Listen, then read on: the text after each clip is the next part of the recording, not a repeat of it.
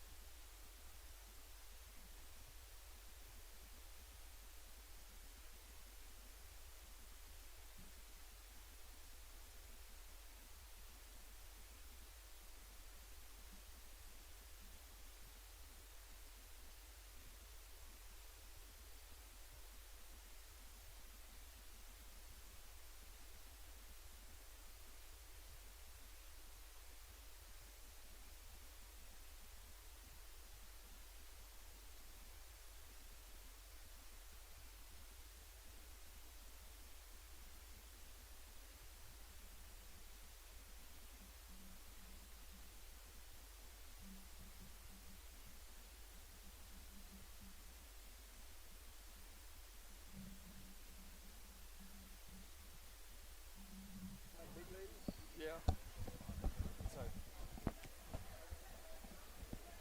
Testing, testing, 1, 2, 3. Test, test, test. Test, test. 1, 2, 3. 1, 2. Getting ready for the Eunice versus Jal basketball games here in Jal, America. Just trying to sound check. You don't sound that loud, Jimmy. We might have to turn it up because as the game goes on, it's going to get loud.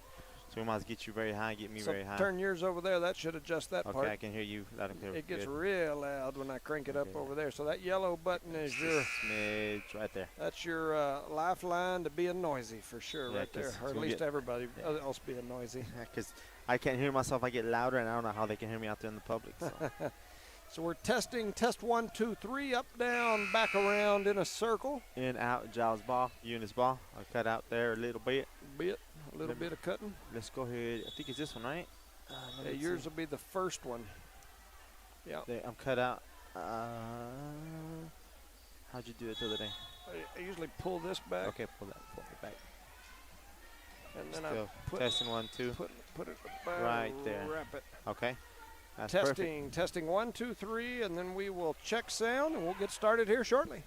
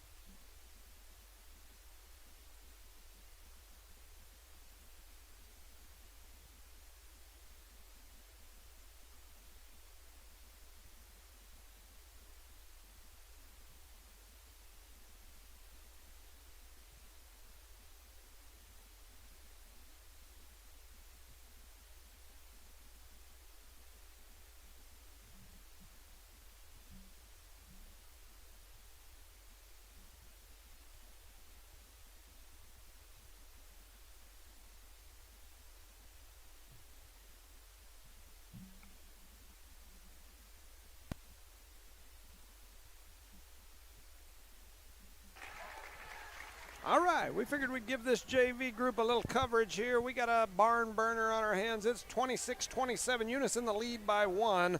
Alondra Maureen at the free throw line. She makes the first but misses the second. Jal comes away with the rebound. Number 13 pushes the ball very quickly, but she turns the ball down deep, and she is fouled as she passes down to 23. Went in for a layup, but I believe she was fouled by Mrs. Howler by the Eunice Cardinals. Yeah, I believe that is going to be the call. I missed the number. Yep, they gave it to Miss Howler. That'll be her first of the game. We are late in the fourth quarter with under 2 minutes and 30 seconds remaining on the clock. Zhao at the free throw line. Dribbles, shoots. It's the back of the rim and misses it. So it's 26-27. She has one more shot left to tie this game up. If not, Lady Cards need a rebound.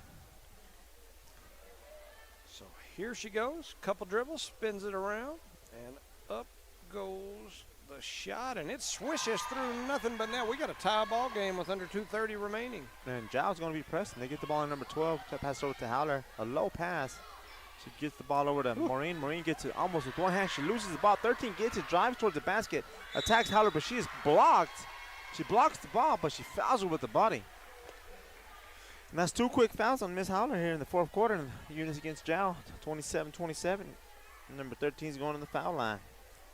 Kind of act like she hurt her elbow or something there, too. The way she's holding her hand.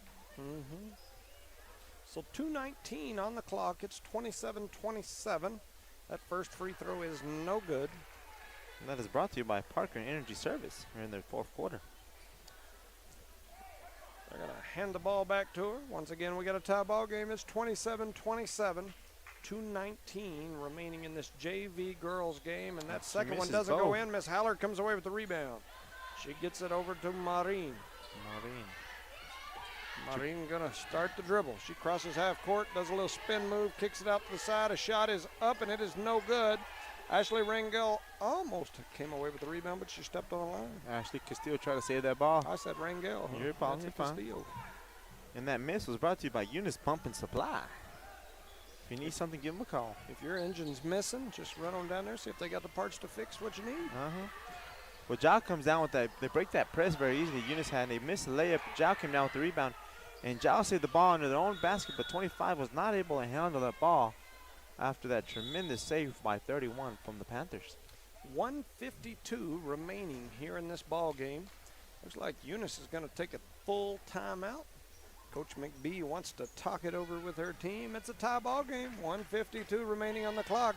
I remind you of some of them things I've always heard in my short coaching career over in Hobbs. They always said that if you lose a game by less than 10, it's the coach's fault. You could have made some adjustments to win that.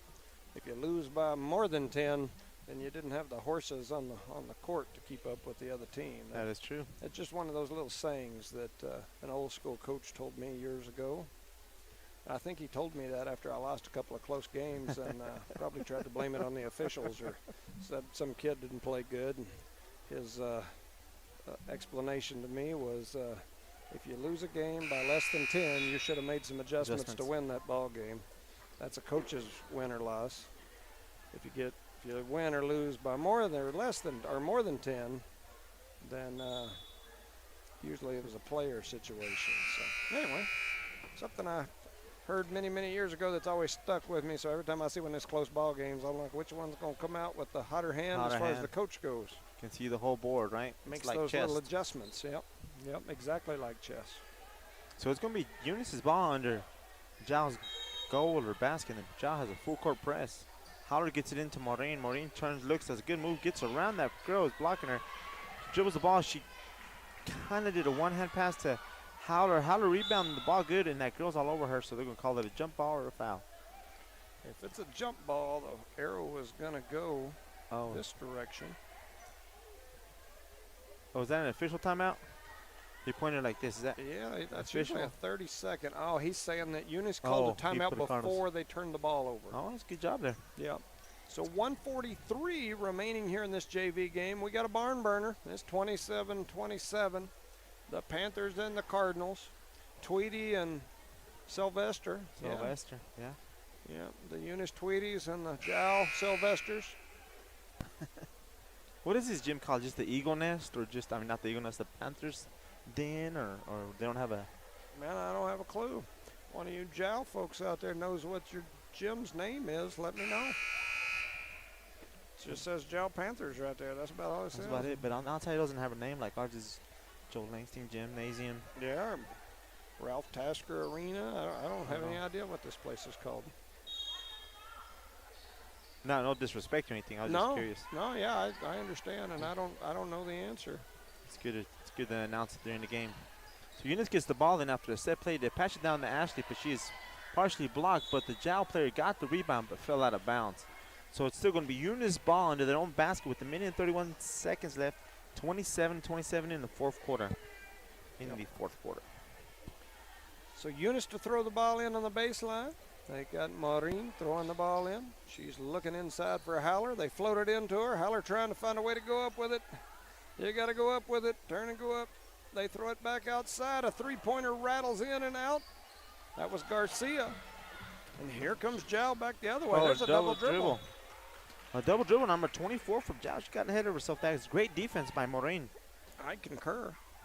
So we give a quick shout out to Cardinal Hardware, City of Eunice, ZL Auto Shop, Redbird Gas, BTH Services, and Rentals. And we have a mascot on the court, a young man. We have a toddler that just went running right across the middle of the court. She probably seen her cousin or sister on the court. That kid's been getting scolded now. Yep, he just took off. Maureen gets the ball, drives all the way down for a layup on the inbounds play. Alondra Maureen with the coast-to-coast move. So it's 29-27. Yep. She lays it in. Eunice with a 2-point lead. And JAL misses, but there's a jump ball between Maureen and 23, and it's kind of. Haller gets that WWE throw, the hip throw. It looked like a judo hip throw. I remember a guy named JJ out back in the days used to fight like that. Something like that.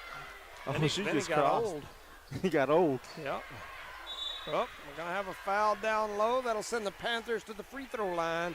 Eunice in the lead, 27-29. 52 seconds remaining in this game. JAL will go to the free throw line. It's going to be tough. This young lady was on there earlier, and she made 1 of 2. So she dribbles, she spins the ball, looks, and shoots, and it's high. Artican shot. Off the front of the rim, no good. So we give a shout out to Eunice Health Clinic and Eunice Public Schools. Eunice opportunity to give some little showtime to the JV team out here playing her hard for the girls, Lady Cards. Yep. We have the lead right now against JAL Panthers, 29-27.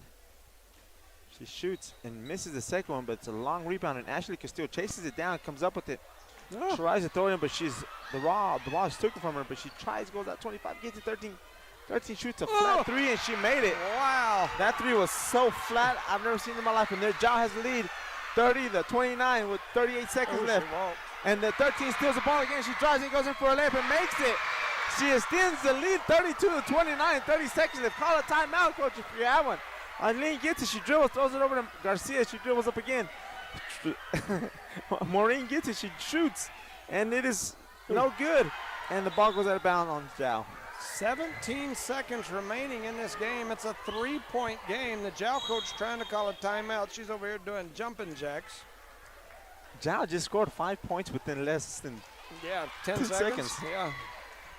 And the same player, she shot a flat 3, which went in, and she made a beautiful layup. She never gave up, man. I mean, you call that a flat 3. I call it a dead on. No, I'm talking about it just looked real level with the play. She was like, I don't need any archer. I know where I'm going. I'm going right in that hoop. That's all she needed. And by God, she did the job. Yeah, so 32-29 with 17.9 seconds left in the fourth quarter. The gym's starting to fill up here as we get into this ball game. Try to set out our stuff there a little bit and spread it out. So here we go. Eunice going to throw the ball in on the baseline under their own basket. Down 3, 17 seconds to go. And you can feel the atmosphere changing. So Howard gets the ball. She does a hard dribble, kicks out to 12. Back to Maureen. Little jump shot. She misses. Rebound by Maureen as well. Kicks it, dribbles back out, tries to shoot, and she is fouled with the body by number 24 from JAL. You know, something there that I guess we either didn't discuss or didn't realize. We shot a 2 there. with 7 seconds on the clock. It does no good. Yeah, I mean, if it goes in, we're still down. So Maureen's going to throw it into Garcia. Garcia throws out to Maureen. Another 2 again. It goes in, but we're still down with 3.3 seconds left. Eunice calls a timeout. Yeah, 3 seconds. Oh, no, it's an official timeout fixing that. 3 seconds to go. Once again, we made the 2. Zhao's going to take a timeout. She wants a 30-second timeout to set up a play. Yeah. On a timeout like that, they still get the ball on that end, correct? Underneath the basket? Yeah, the ball will be thrown in over here. Like in the NBA, you advance. You call that timeout. You advance at the half court. But that's why I had the question, because a lot of people out there wondering how. How come and why. Doesn't quite work that way in high school basketball. And also in the NBA, they get to walk and double dribble. Well, yeah, that's true. And get paid millions. And get paid millions. Yeah, I wish pays pretty good. I read something one day. I can't even remember what I was doing, but I was looking at something. And those little guys that you see run out there on the court with those little squeegee-looking deals, that those guys make an average between $80,000 and $100,000 a season to squeegee the court when people fall on it sweating. Man, where do you apply at? Yeah. And they get to go to all the home games. Man. And they get all the perks, T-shirts, meals. They get autographs, pictures. Yeah.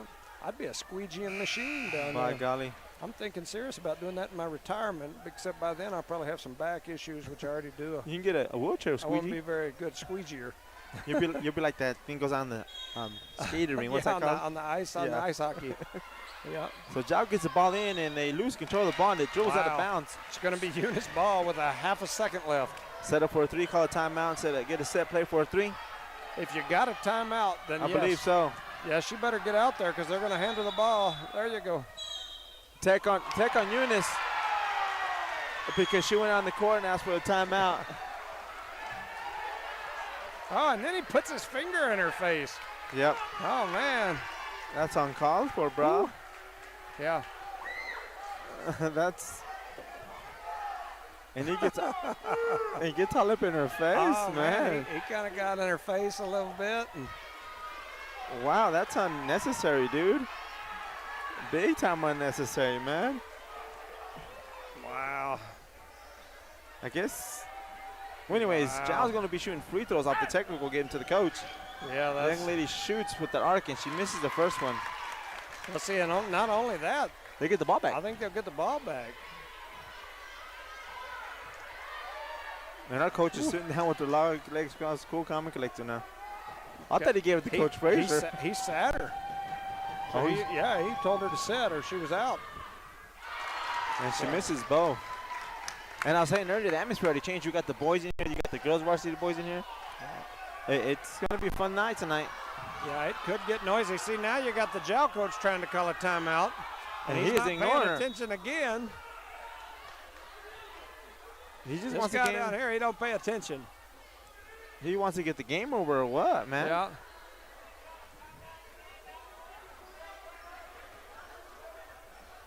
So we're going to give a quick shout-out right before the end of this game. We're going to give a shout-out to Parker Energy Service, Eunice Pumping Supply, Eunice Health Clinic, Eunice Public Schools, Corner Hardware, City of Eunice, Z Auto Shop, Redbird Gas, and our new sponsors, BTH Services and Rentals. Chad Haller, his daughter's out there, number 30, playing in this game right now.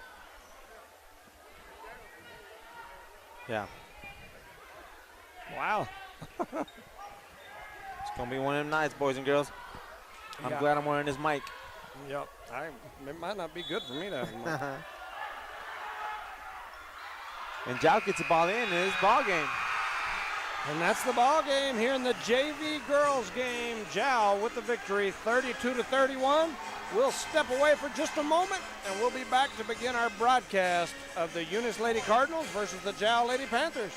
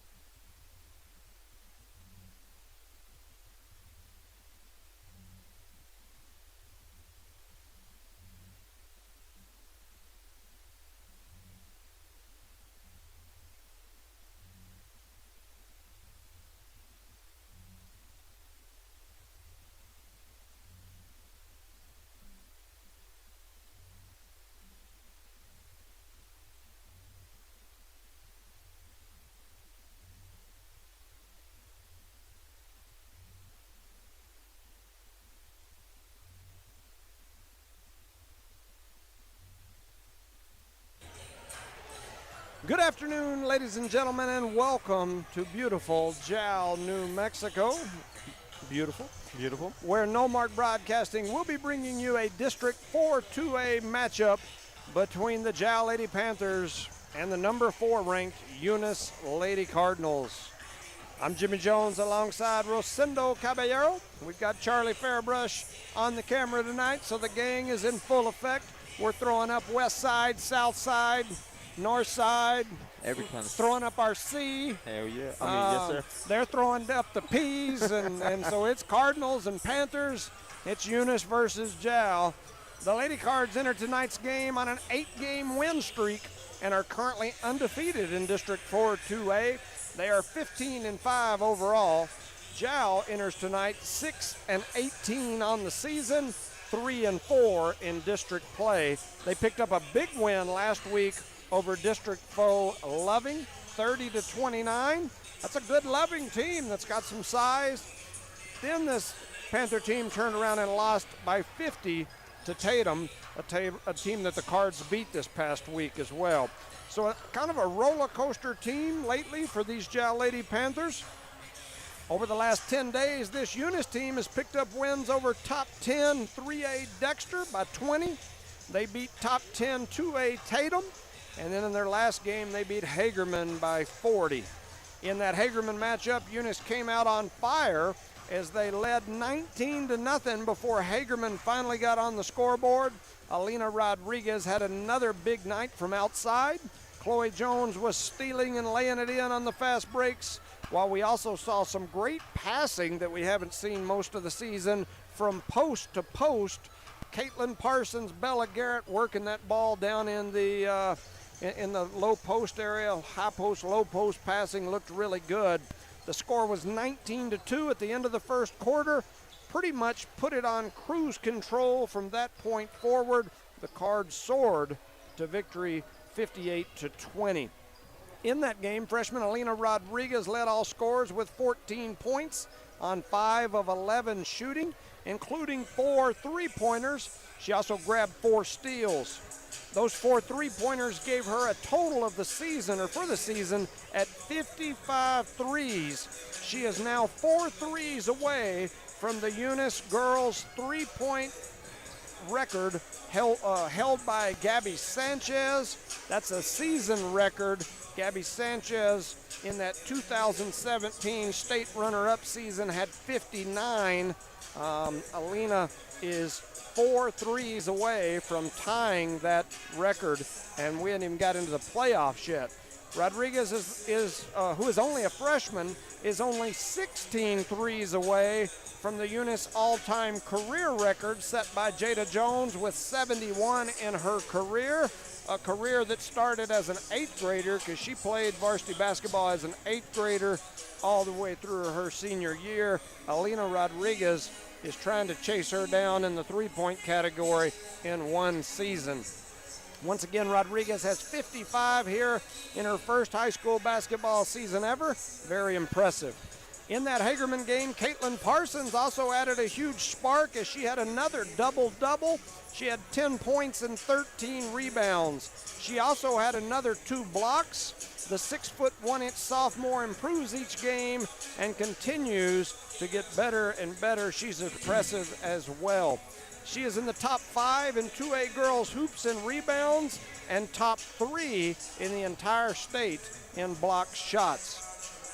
Chloe Jones chipped in 8 points, 7 assists, and 7 steals in that game. She continues to lead this team in steals and assists. She's also second on the team in scoring. In fact, on the steals and assists, she leads the entire state right now for all classes in New Mexico in steals.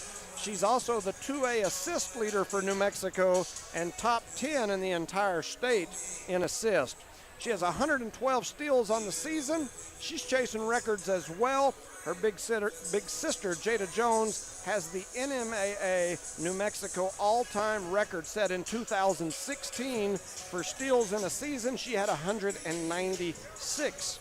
Araya Mendoza had 133 steals that same year. Araya is number 8 in the NMAA record books. Chloe is 21 steals away from Mariah with 2 regular season games remaining.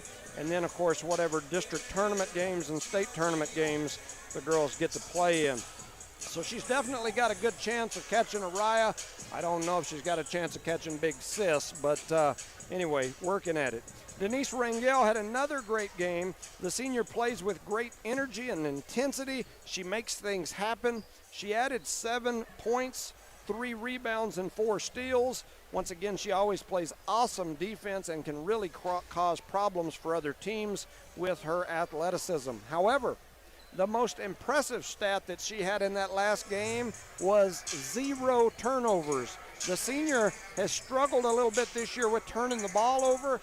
She's amazing on defense, amazing at so many other things. Rebounding, I think her and Jones are tied for the rebound lead, or second on the team in rebounds. But she's turned the ball over too much in the first half of the season. Those turnovers have started coming down the last couple games, and the other night she played huge minutes and had 0 turnovers. Huge, huge for her and for this team. They're going to need her to do well to progress far into the state tournament. Ashley Rangel had her best outing of her high school career. She had 5 points and 2 rebounds. Very proud of that young lady as she has worked hard her entire career. Career, elementary, junior high. She's one of those that when I would give them the opportunity when they were in elementary to come practice or work out with the high school team, she always did. She's always put in that extra effort, and glad to see her get in there and have a good game. Jasmine Martinez, Bella Garrett, and Kiki Parker all chipped in 4 points in that game. Alondra Maureen had 2 points in that game for the Lady Cardinals. For Jow, they are another team that does not enter stats, at least on the girls' side, for max preps. So I really don't have a lot of information. When these two teams faced off a couple of weeks ago, though, the first half was very competitive. It was a very rough game. In fact, at one point, we had punches being thrown. Sauceda and Hernandez for this Panther team both connected multiple times from deep. For the Lady Panthers, Haley Edwards was also tough. She had multiple steals and was able to take it to the hole several times as well. She also hit from deep. This Jow team is very aggressive. They have some very athletic young ladies. And anytime you have Eunice versus Jow, you can expect a battle just like we had in that JV game a few minutes ago. In that first game that these two teams faced off, Eunice eventually won that game 62-41, but it was a single-digit game midway through the second quarter. So that's kind of the story of what we've got here today. Any thoughts, Rosendo? The ladies right now, the Lady Cards are playing very awesome. They're playing real good basketball. The only thing I'm afraid tonight, Mr. Jones, they'll get caught up in the hype. Yep. Because Jow is very physical, very contact, and Eunice is more finesse, more of a more tactical players. And I'm afraid they'll lower down to that level and start playing that gritty basketball. And we're really not that good at that, and then we'll start getting foul trouble, and that will hurt us in the long run. Yeah, it's definitely not our cup of tea to get into a kind of a rough, scrambly game. Jow drug us into that game in the first half the last time. And it was a very, very physical game and just a rough, gritty game. And so, but you can already see it here. That JV game a while ago was pretty touchy. I mean, it's pretty rough. And then at the end of that game, once the game was over, the Eunice team took the court, was out here warming up. The Jow team came out of their little locker room area over there and went right across the court, right through the Eunice warm-up like, here we come, and just want to let you know that we're here. And so you can kind of already see it. The Jow student section over there with their boys was very rowdy in that JV girls game a while ago, which the Jow girls did. The JV girls were victorious. And so, that's what this, it's a big game. Eunice versus Jow. We think about that, that football state championship game that was played down here. I mean, you can bet this community of Jow would like nothing more than to put the smack down on some Cardinals today. And they're going to try their hardest, I'll tell you that much. Yep. So run through the rosters right quick. I'm not sure if they're going to intro. I'm guessing they probably will. For Eunice, we've got number 0.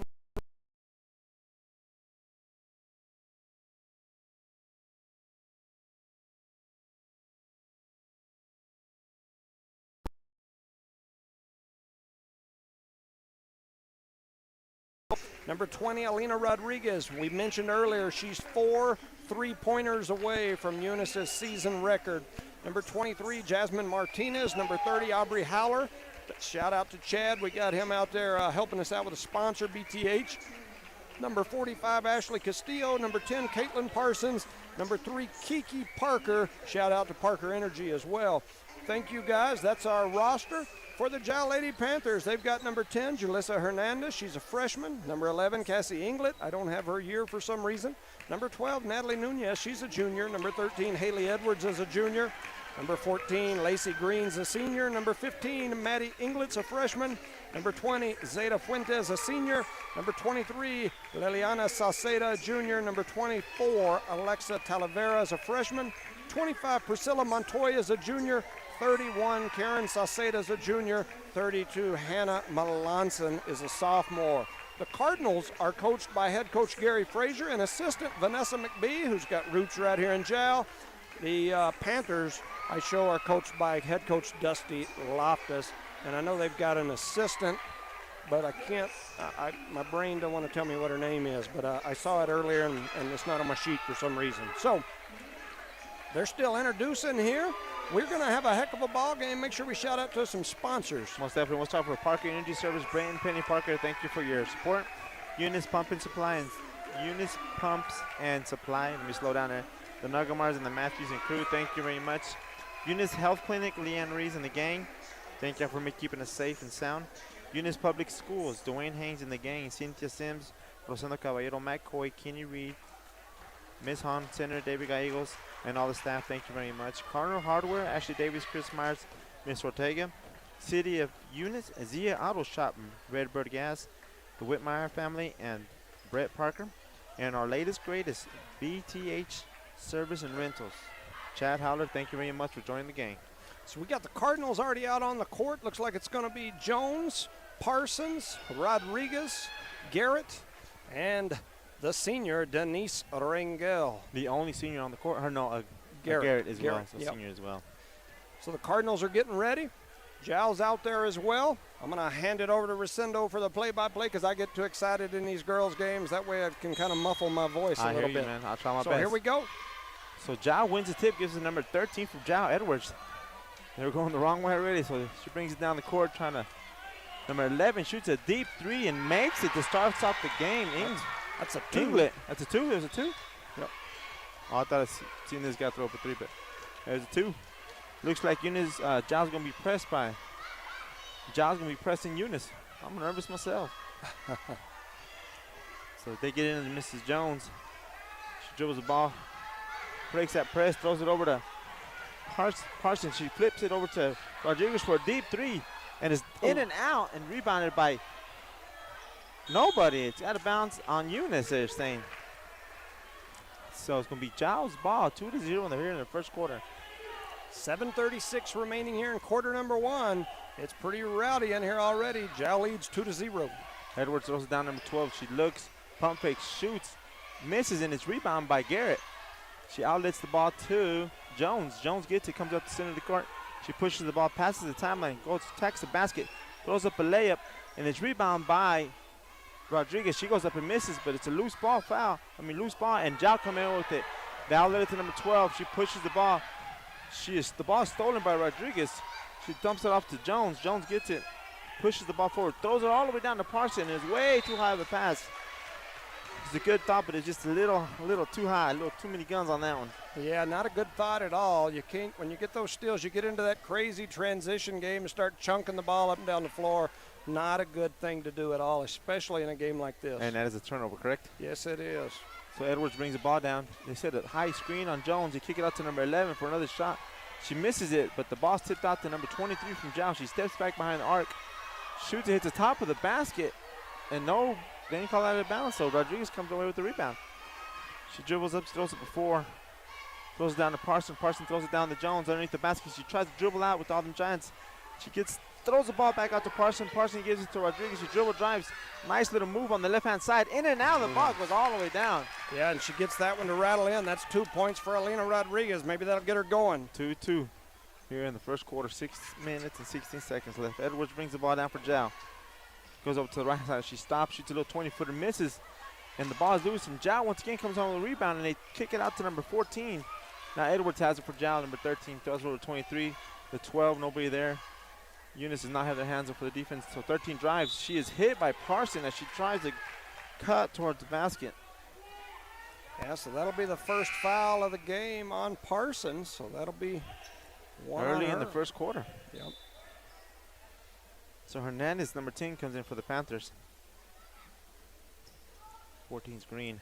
So Zhao's getting ready to throw it in. They're going to throw it in on the side at the old 28-foot mark is what we used to call it. 5:56 remaining here in quarter number 1. It's a tie ball game, 2-2. What are we taking so long to get the ball in? Tie and a shoe. Tie and a shoe. Okay, Edwards gets the ball in. She throws it over to number 12, Nunez. She drives. And they're going to call a foul on number 11. Yep, for the hand check. So our two big girls have fouls on.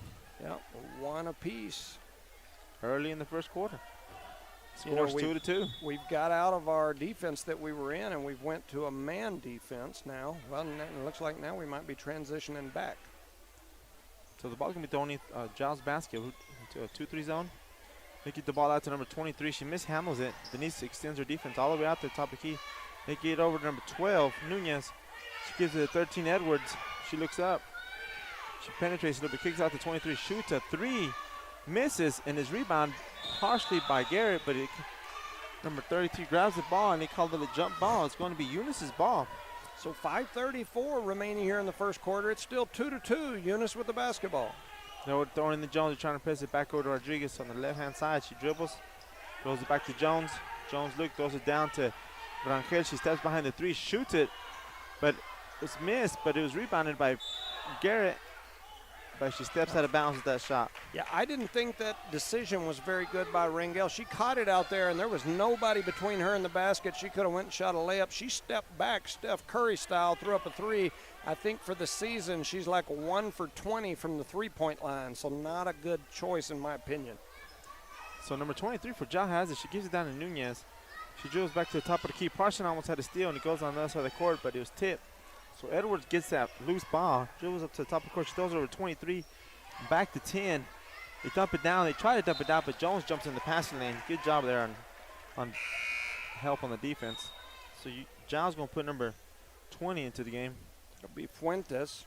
She goes in for 14, Lacey Green. Lacey Green will come over and have a seat. Under 5 minutes to go here in the first quarter, and we still got a barn burner. It's 2-2. So it's a deep entry to the top of the key to Nunez. She looks. Back to Edwards. Edwards looks again on the right-hand side. She dribbles towards the center of the key arc. Number 23 shoots it and misses it. And it falls in the hands of Garrett, but the ball is stolen. Oh, and that's going to be a foul on Garrett, I think. Yep. Yeah, she kind of so bumped her with the another body. foul on Garrett, so that's 2 fouls early on one of our main starting posts. We'll go put McBee. That's early sub already. That's going to hurt us. So we have McBee coming in for Garrett. Garrett looks a little frustrated as she goes to the bench. So 23 is going to throw in for Josh. She gives it out to Nunez, to Edwards. Back to 23. She loves shooting out there, coach. Yep. Back to 10. 23 gets it. She shoots. She misses, but it's rebounded by Eunice, by Denise Rangel. She gets the ball, turns and burns on the left-hand side with her left hand. All the way down. She wisely brings the ball back out, throws it out to Jones. Jones it over to Rodriguez, wide open. Dribbles it open, shoots a 3. It's off a little bit. Rebounded by Good job by Rangel, and she goes up, and she is fouled. Yeah, so Alina Rodriguez tried the step back crossover 3. It came up short, but Rangel hustling in there to get a rebound and a putback. She was fouled on that putback with 4:21 here in the first quarter. It's 2-2 with the senior Denise Rangel at the free throw line. 2-2, man. Not the singer, but the senior. The senior. She might be the masked singer because she got a little mask on that. And she shoots and makes it. So the score is 3-2, Eunice. Yeah. After the senior. The singer? The masked singer. The senior makes her shot, Denise Rangel. She dribbles, aims, shoots, and looks good from here, and it goes in, so she went 2 for 2. Yep.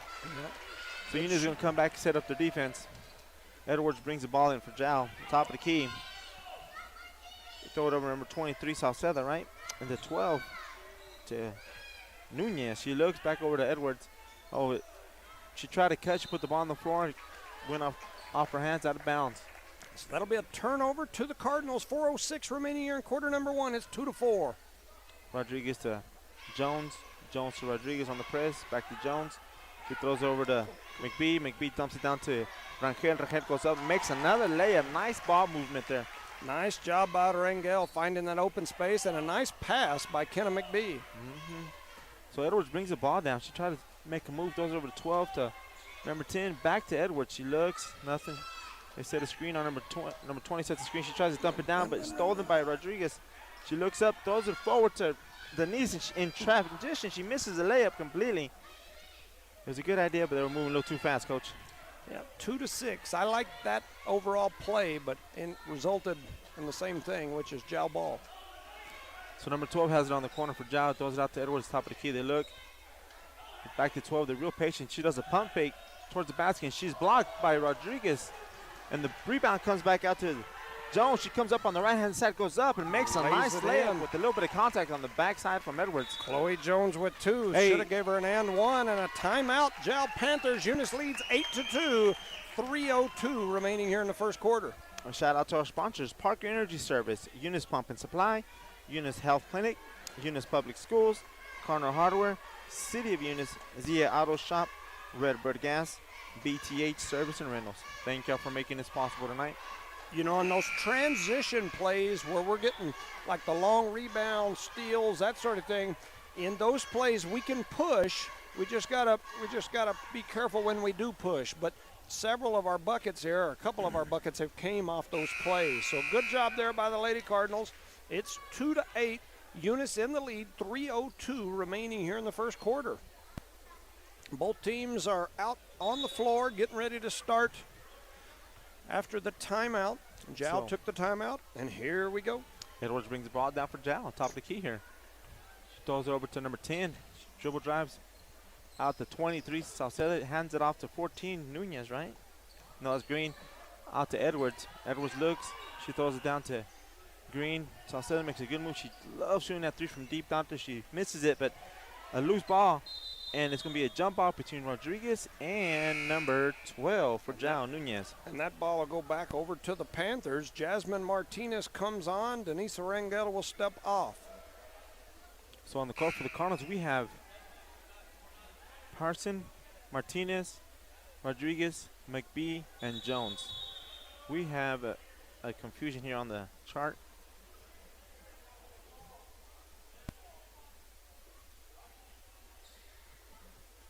And we have a little quiet there. I apologize. I hope we don't have somebody missing in the scorebook, because if we do, it's a technical foul on Eunice, and that's kind of what it's looking like it might be. And that's what it looks like here.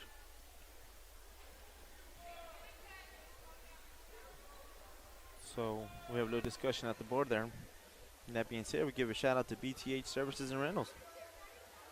Ref puts her hand up, and I believe Mr. Jones is going to be right for a change. And they're going to call a technical.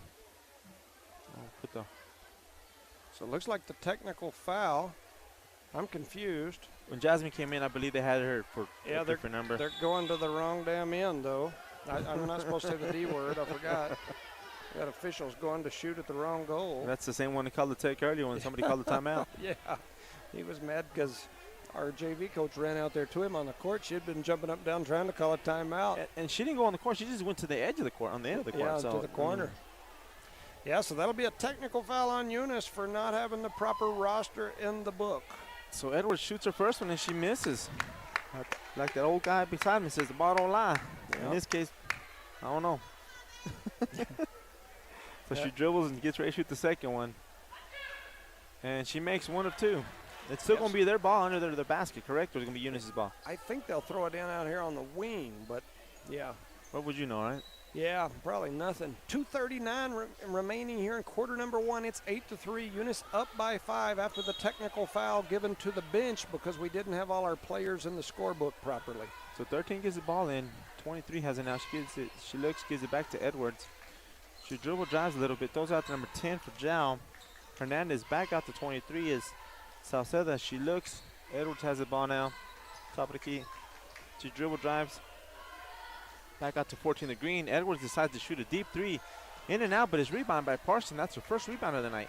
Out to McBee. She gets it, slows it down, hands it back to Jones to the top of the key. She gets it, throws over to Rodriguez, who's wide open. She thought about it. She dribble drives for a nice, easy layup, and she's fouled. And one as she went up with that little bit of English on that ball. Did you see it spinning up in her? Yeah, it looks like they may be going to call that on the floor. Oh, no, he pointed in. Yeah, he pointed in. Good. I saw the other official pointing down, and I thought, what the heck? I was going to put you on mute because you had every right to scream at that one. I was thinking about it. So Rodriguez misses, but Parson goes in for the rebound, misses it. Rodriguez ends up, dumps it down to Parson, goes up and makes a nice layup. Zhao was sleeping on that shot. So it's 12-3 here in the first quarter with a minute and 54 seconds left. Edwards brings the ball down, taps out to 10. Out to Salceda. She looks back to Edwards. Back to Salceda, down to Green. And the ball's partially tipped, so we got two Zhao players out there. Green has it in her hand. Down to Edwards. She dribbles up to the top of the key. Hands it off to Salceda. She looks. Down number 10, I believe that's Hernandez. She dribble drives, makes a little floater, misses, but is rebounded by Rodriguez. She throws the outlet pass to McBee, wide open in her front, goes in for a right-handed layup, and she makes that easy money. Nice pass by Rodriguez and a nice finish by Kenna McBee. She picks up two quick ones on the fast break. So it's 14-3 here in the first quarter with a minute left. Edwards brings the ball down. She attacks the zone, throws it out to Salceda, nothing. Top of the key, they throw it down to Green now in the corner. She looks, she's out in trouble, but the ball is stolen by who? Jones. She comes up with it real quick, comes back down the center of the basket. She goes out to the right, goes up, and she hit from the behind, but no foul. And she misses her layup, but it's rebound by McBee. She throws it out to Parson. McBee asks for it again on the back corner. She shoots and misses. But the ball is rebounded by Martinez. She gets it out of the control. She throws it out to McBee. She is partially blocked, misses it, but the ball is rebounded by Parson. She shoots and misses. Man. So Zhao finally came back with that rebound after 4 attempts by Eunice, and nothing was made. So Edwards brings the ball down for Eunice. She throws it out to Hernandez. She throws it down to Green. Kicks it out to Salceda for a 3. She shoots, and nothing but air, Jimmy Jones said. And the ball's out of bounds with 17 seconds left. 17.54 showing on the clock here. Kiki Parker will come in. Somebody needs to come out. Somebody needs to come out. So they're going to send Chloe Jones over to the side. Oh, that was quick. So Rodriguez gives the ball over to McBee. Dumps it down to Parker. Parker throws it over to Martinez, and she goes in for a strong layup, man. Beautiful. Out of good ball movement on the young ladies. Jasmine Martinez for 2 right there. So it's 3-16 with 2.6 seconds left. Edwards shoots a deep shot and hits nothing but air. So at the end of the first quarter, it's 3-16. The Lady Cardinals in control. And that being said, we'll give a shout out to BTH Service and Rentals, Eunice Hardware, City of Eunice, Zia Auto Shop, Redbird Gas, Cardinal Hardware, Eunice Public Schools, Eunice Health Clinic, Eunice Pump and Supply, Parker Energy Service. That first quarter was kind of sluggish, would you say? We had a few breakaways, but for us, we looked 100 times better than we looked the last first quarter when we played this team. You know what I told my kiddo today, and I told her to relay it to them other girls, was I said, relax. Don't let the hype get you so pumped up that we look like we're, on crack or meth or any of that other stuff where we're bouncing around, scratching our head and going nuts. Relax, slow the game down, keep the game under control. In my opinion, the Lady Cardinals, they're number 4 in the state for a reason. They're 15-5 for a reason. They've got to relax and just play basketball and not get into the hype and the fast craziness and running all over. Just relax and play basketball, and they'll be in business. At the end of the first quarter, I think at this point it's apparent. I will tell you, sitting there watching the Zhao bench there during their coach was saying, I need some energy. We need to push the pace a little bit. And he was hollering at him a little bit. So here we go, starting the second quarter. Zhao with the basketball. Edwards has the ball on top of the key. She drives a little bit. Throws it out to number 11. Dribble shoots it, double dribble. And they're going to call the walk on that. So it's going to be a quick turnover on Zhao starting of the second quarter. Got one official over there signaling double dribble. One over here calling a travel. One way or the other, it's Eunice ball. Eunice ball. So Garrett's back in the game, so is Jones. Parker staying in the games, and Martinez is for Eunice and McBee. Parker hands it down to Jones. He dribble drives on the right-hand side on the beautiful handoff pass. Nice. Easy basket, uncontested by Jones. Nice little handoff there by Parker. Jones threw it to Parker. Parker handed it back. Jones laid it in. So Green gets the ball for Jones. She dribbles it out to give it back to Edwards. She does a pump fake. She comes in for a 20-footer, goes up, and is rebounded by Zhao, number 12, and makes it. That shot was made by Nunez for Zhao. That's a good job with the rebound and put back there by the Zhao Lady Panthers. So Jones brings the ball down for the Eunice Cardinals. She looks, dumps it down to Garrett. Garrett gives it down to Martinez as she cuts. Nice, easy layup on Martinez. So she has 4 points of the night. Way to hang on to that ball there by Bella Garrett. Jones threw it down to her in traffic, and she made the nice pass over to Martinez for the finish. So number 12 for Zhao has it, shoots a shot, misses it.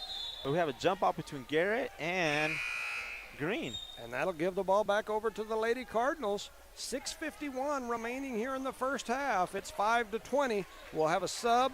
The senior Rangel will come back out onto the floor. Martinez will go have a seat. She had two quick points, man. Even in the game, coach. So Jones brings back the ball for Eunice. She looks. Gives it to McBee as she cuts wide open underneath the basket. She goes up and she is fouled and almost made that basket as well. I thought I was going to see an and one there. Once again, close. that little give and go out here on the wing. And so Jones will go to the free throw line. 6:37 remaining here in the first half. It's 5-20. You know, something I just thought about. Frazier came over and set up his little camera right here in front of us and said that there would be a girl here to run it. It's still sitting here and ain't nobody running it. Jones makes the first one. Why don't you be a gentleman, turn it on for the young man? Well, I don't even know anything about this thing. I mean, I don't know anything about it. So Jones shoots the second one, and she made it. She made him sniff from the net because Daddy wasn't looking, putting that pressure on her. That's probably true. So it's 22-5 after her two free throws were made. Edwards brings the ball down for Zhao, kicks it out to 23. Salceda out to 14, which is Green. Out to Salceda on top of the key, down to number 11. Quick pass to 12, and she shoots it too quickly but misses. And a loose ball foul on Eunice. I believe it's going to be on double zero. Denise Ranquel. It's going to be foul on her. Yeah. I mean, like I said, I usually call a spade a spade. It looked to me like the young lady slipped. I don't think there was really any contact there. So Parker comes out, and we have Parson come in as Zhao has the ball on the basket. Throw it at the 23. Salceda, she dribble drives, puts her shoulder down and throws it up, and Parson rebounds. Out to Jones, the outlet. Jones takes the ball up to the top of the key. Coach is screaming to push the ball. She dribbles it. They circle around. McBee was supposed to stay, I believe. She comes back around the other way, hands it off to Denise on top of the key to help the offense. And now there's nobody over here because McBee went through the first time. So Denise drove it down to McBee. McBee throws it down to Parson, makes a nice quick move to the front of the goal, and she misses it, hits the back of the rim, and Zhao rebounds it. Got to get back. And Parson steals the ball away, goes up and makes her own rebound. Caitlin Parsons says, to heck with getting back. I'm going to give me a steal and 2 points. I want the points. I want the steal and the points. So it's 24-5 now. So 13 brings it down for Zhao. Edwards looks, throws it over number 11, who threw it over 23. She was open underneath, huh? Mm-hmm. Green has it, throws down to Edwards. Edwards throws it down, tries to force it down to number 11, but Parson jumps the lane, and the ball is tapped out of bounds. That's good hands. I think that was McBee that got a hand on that, McBee? deflected it through. I believe it was either her or Parsons. The ball kind of through that passing lane, but they got their hands out. So McBee went out of McBee was subbed out for Rodriguez as Zhao got the ball in, and Parson got a hand on it and pushed that out of bounds. So it's still going to be Zhao's ball underneath their own basket. 5:18 remaining here in the first half. So Edwards gets to the top of the key. She shoots it and misses, but the ball is saved by Parson over to Garrett. Garrett out to Jones. Jones is looking up. She throws over to Eileen Rodriguez. Eileen sets up for a deep three, and she barely misses it, but Denise goes up and gets it, but she's dragged down by Edwards, but no foul was called. Right, Coach? Yeah, under 5 minutes to go. It's 5-24. Zhao with the basketball. And Denise is holding her shoulder over there. Yeah. So number 11 shoots a deep three and misses. It's a loose ball. Nobody wants to grab it. Finally, Zhao ends up with it. They give it down to 14. She's favoring an arm over there, like maybe that tackle that she took a while ago. Maybe so Garrett gets the rebound. Outlets it to Denise, and Denise to Jones, and Jones over to Rodriguez for another three. She pump fakes it, dribble drive, steps back, and shoots a three. In and out, man. In and out on this side over here. She's struggling a little bit from deep here tonight. Keep shooting. The score is 24-5 in the second quarter. Eunice is winning. So Edwards dribble drives a little bit. They're going to call a foul with the body. It was about like 5 seconds too late, I thought, but On number 1, or I agree. who? The initial, I thought it was a foul. I thought she fouled early. They called it like way late though. I thought way late. The delayed foul on number Yeah. 1. So 13 gets in there for Jal, throws it over to Hernandez. She dribble drives, loses the ball. The ball's on the floor. We have 2 players on the floor. We have Parson and number 10. Is it number 10? Hernandez down there wrestling. No, it was 20. I apologize for Jal. So that Fuentes. the arrow is going to point Giles' way. They'll get the ball back under their own basket. So 20 gets into 10, and Hernandez is skipped past the Salceda all the way real deep. And Jones comes up with the steal. With her quick hands, comes up on the right-hand side, and she is fouled as she goes up. A little rough there, but she jumps right back up and walks away. She was hit hard as she went up. Yeah, she got slammed on the layup there, so that'll send her to the free throw line. It's 24-5, 4 minutes remaining in this first half. She jumped up, went to the free throw line. She dribbles. Shoots a little short. Oh, she misses the first one. You quit looking, coach. Yeah, that first one was a little short. She'll go back to the line for another one. 4 minutes here left in the second quarter. 24-5 as Chloe Jones shoots her second free throws. And she swishes. Is that still even a word? I purposely looked away on that one You to did see a if good that job. helped. And That's the best thing you've done all night, coach. the old jinxer, it went in that time. So 13 brings the ball down. She dribble drives a little bit, and she took an extra step more call. Then we're out to Salceda, number 12. She pump fakes Parson, but when she recovers, comes in for a reverse layup, but she missed it completely, and Parson comes in with the rebound. Outlets to Jones. Jones keeps her head up, looking as she's pushing out to Rodriguez on the right-hand side. Back to Jones. So Jones set up the offense here. Doing a little weave out here. We got a 3-second violation on number who?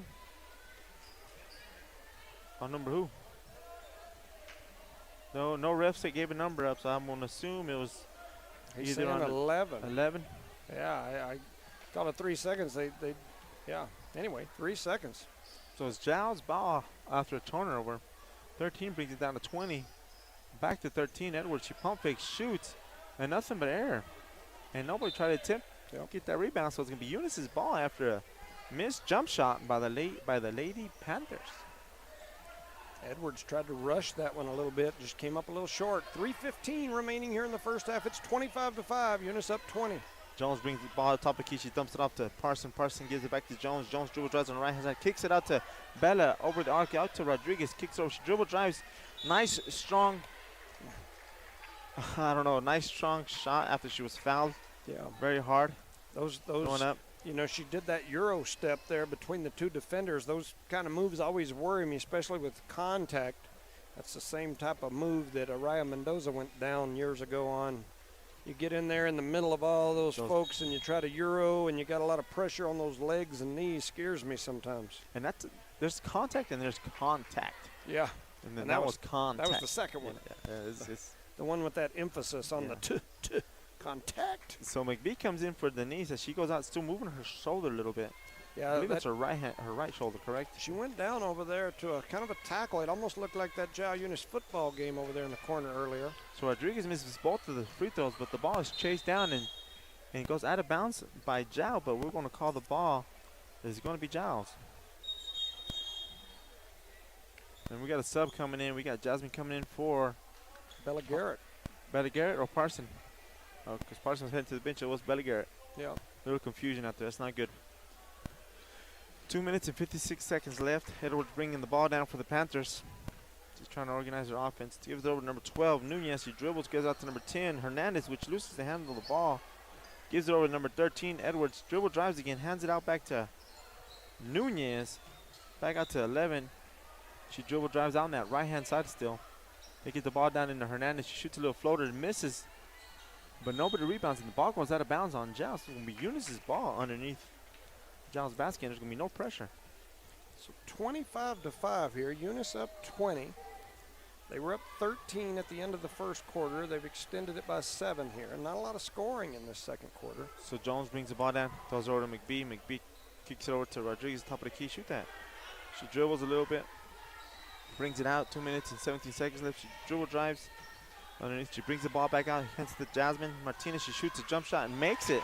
Jasmine 20-footer. Martinez for 2 right there. She's 3 for 3, coach. Yeah, man, she's having a heck of a ball game. So 13 for Edwards, brings the ball down to Edwards. She dribble drives, stops, throws it out to Hernandez for a deep 3. Hits, shoots it, misses it. But the ball's rebounded by Jones, and she pushes it on the right-hand side. She dribbles all the way by herself, goes up a nice, strong, easy layup. So Chloe Jones with the run out, too. That makes it 29, and we're going to have a timeout from the Panthers. Let's make sure to shout out at those sponsors. Parker Energy Services, Brett and Penny Parker, we appreciate you guys. Eunice Pump and Supply, Becky Nogelmeyer, Brandon Matthews, and the crew down there. Eunice Health Clinic, Leanne Reeves, Brian, Nikki, Elma, Aaron, Yachty, and all the gang that's keeping us safe and healthy. We appreciate you guys. Eunice Public Schools, Dwayne Haynes, Cynthia Sims, Rosendo Caballero, Matt Coy, Kenny Reed, Miss Hahn, Senator David Gallegos, and all the staff. Cardinal Hardware, Ashley Davis, Chip Myers, Miss Ortega, and the gang. The city of Eunice, man, that keeps getting louder and louder. The city of Eunice, Zia Auto Shop, and the Whitmire family, Redbird Gas, Bart Parker, and the one, the only, Chad, the Hitman Howler, down at BTH Services and Rental. Call them if you need to use that potty out on location and you don't like the bushes. Give him a holler and he can help you out. I like that. I like that. So here we are. Yeah, I mean, Eunice up 29-5 here. They're doing what they need to do. They just got to keep it on, you know, I hate to use the word cruise control, but I figured coming in, if they could just kind of keep calm and keep things under control, they could cruise in this game. You let the hype of the Jal-Eunice rivalry get to you, and you can have some problems. Yes, you have some problems and injuries. So Jal gets the ball in for number 13. She throws it over number 12. And for Nunez, back to Edwards. Number 10, Hernandez. She dribble drives, kicks it out to number 11. Almost stolen by Jasmine, which is what? She hands it up to Rodriguez. So Jasmine on a good steal there. She dribble drives, bounce pass to McBee. McBee stopped in her tracks. And she expected her little feet just don't go as fast as. That was a good lead pass, good lead, beautiful bounce pass, but McBee did not follow the ball, I guess. I don't know. It was a turnover on Eunice. 29-5, Jal with the ball again. So Edwards has the ball on top of the key, kicks out to Hernandez. She shoots it and misses, but it's rebounded by Parson. She's looking for point guard, gives it to Jones. Jones it out, throws out to Rodriguez. Rodriguez looks, back to Jones, top of the key. Run the offense. Kicks it out to Martinez. Martinez back over to McBee. McBee dribbles hard. Dumps it down to Parson. Parson makes a nice move towards the basket. Dumps it off to Jasmine between her legs. She misses it, but gives it back to Rodriguez for a deep 3. In and out. In and out again for Rodriguez. She's struggling from deep today. And is rebounded by Edwards. She brings the ball back down. She almost got it stolen by Jones, but she throws up a wild shot. Rebounded by Parson. Handed off to to Martinez, and she led too far. Number 14, McBee, and once again, she was not expecting that pass, so the ball goes out of bounds on the Eunice Cardinals. That's 2 quick turnovers on the Eunice Ladies Cardinals. You know, she's hustling. She's like, what is that, Star Trek? I'm giving her all she's got, Captain. I'm getting all she got. Her little feet just don't go very fast. So 27 seconds remaining here in the first half. 29-5 Eunice. Hernandez has the ball, dumps it out to number 20, out to Nunez, shoots it up and misses, and the ball is rebounded by Jal. Number 11 goes up, and she's fouled by Parker. Kiki Parker, who just came into the game, got a quick foul here. Yeah, we've got kind of a new mixture of folks out there again. Eunice up 24. It's 29-5. So Eunice on the court right now has McBee, Martinez, Rangel, Rodriguez, and Parker. Yep. So number 11 goes up for a shot, makes it. So it's going to be 6-29 here in the second quarter with 15 seconds left. So who is that at the line? Can you tell? What is that number? Number 11, 11. Inglet. Inglet, Cassie Inglet. She misses the second one. It's a jump ball between the Eunice Cardinal and the Lady Panthers. So the arrow will go over to Eunice. So Rodriguez inbounds it to Rangel. Rangel turns to Burns. Throws over to McBee for a deep 2. Misses, and there was nobody in position to rebound. Quick Here shot. comes Jal quickly back the other way. With 4.2 seconds left. And the ball goes out of bounds with the time expires. At the end of the first half, the score is going to be Eunice 29, Jal 6. The Lady Cardinals on cruise control. We'll make sure we shout out to some sponsors. BTH Services and Rental, Mr. Haller. Ms. Haller and Mr. Haller. Ms. Haller, Hallie Haller, Chad Haller. There we go. Yes. City of Eunice, the Auto Shop, Redbird Gas, Cardinal Hardware, Eunice Public Schools, Eunice Health Clinic, Eunice Pump and Supply, Parker Energy Services. I'm about to jump up and start doing a little dance here. Na, na, na, na, na, na, na, na, na, na. Anyway, it's halftime. What do you think so far, Resendo? So far, the ladies are playing real good. If they can keep the fast breaks under control on the turnovers, we'll be all right. Because on the stats, the turnovers look very bad. Here lately, we've been very good with the ball. So get that under control. And like you said, we'll be flying with high colors. So. Yep. So we got the Jal Panther boys team, a very good, highly ranked basketball team here in New Mexico this year. Last year's state runner-up, I believe. We got the Eunice boys out here. They're both sides are warming up. We got red and blue. We got Bloods and Crips. It's people throwing West Sides and P's and all kinds of good C's and all that good stuff going on. As long as they don't play colors by AC, we'll be all right, right? Yep, yeah, because if we do, I might have to start crip walking over. Well, but I guess I can't crip walk. I'm for the red team. Yeah, so. you can't do that. Okay, so anyway, we'll step away. We'll take a moment. We'll get about 5 minutes or so, and we'll be back when we get close to the second half. You're listening to No Mark Broadcasting's coverage of Eunice Cardinal sports. You can listen by going to HobbsAmerica.com, clicking on the Cardinal, or listen live and stream live on YouTube at Eunice Sports. We'll be back shortly. Thank you.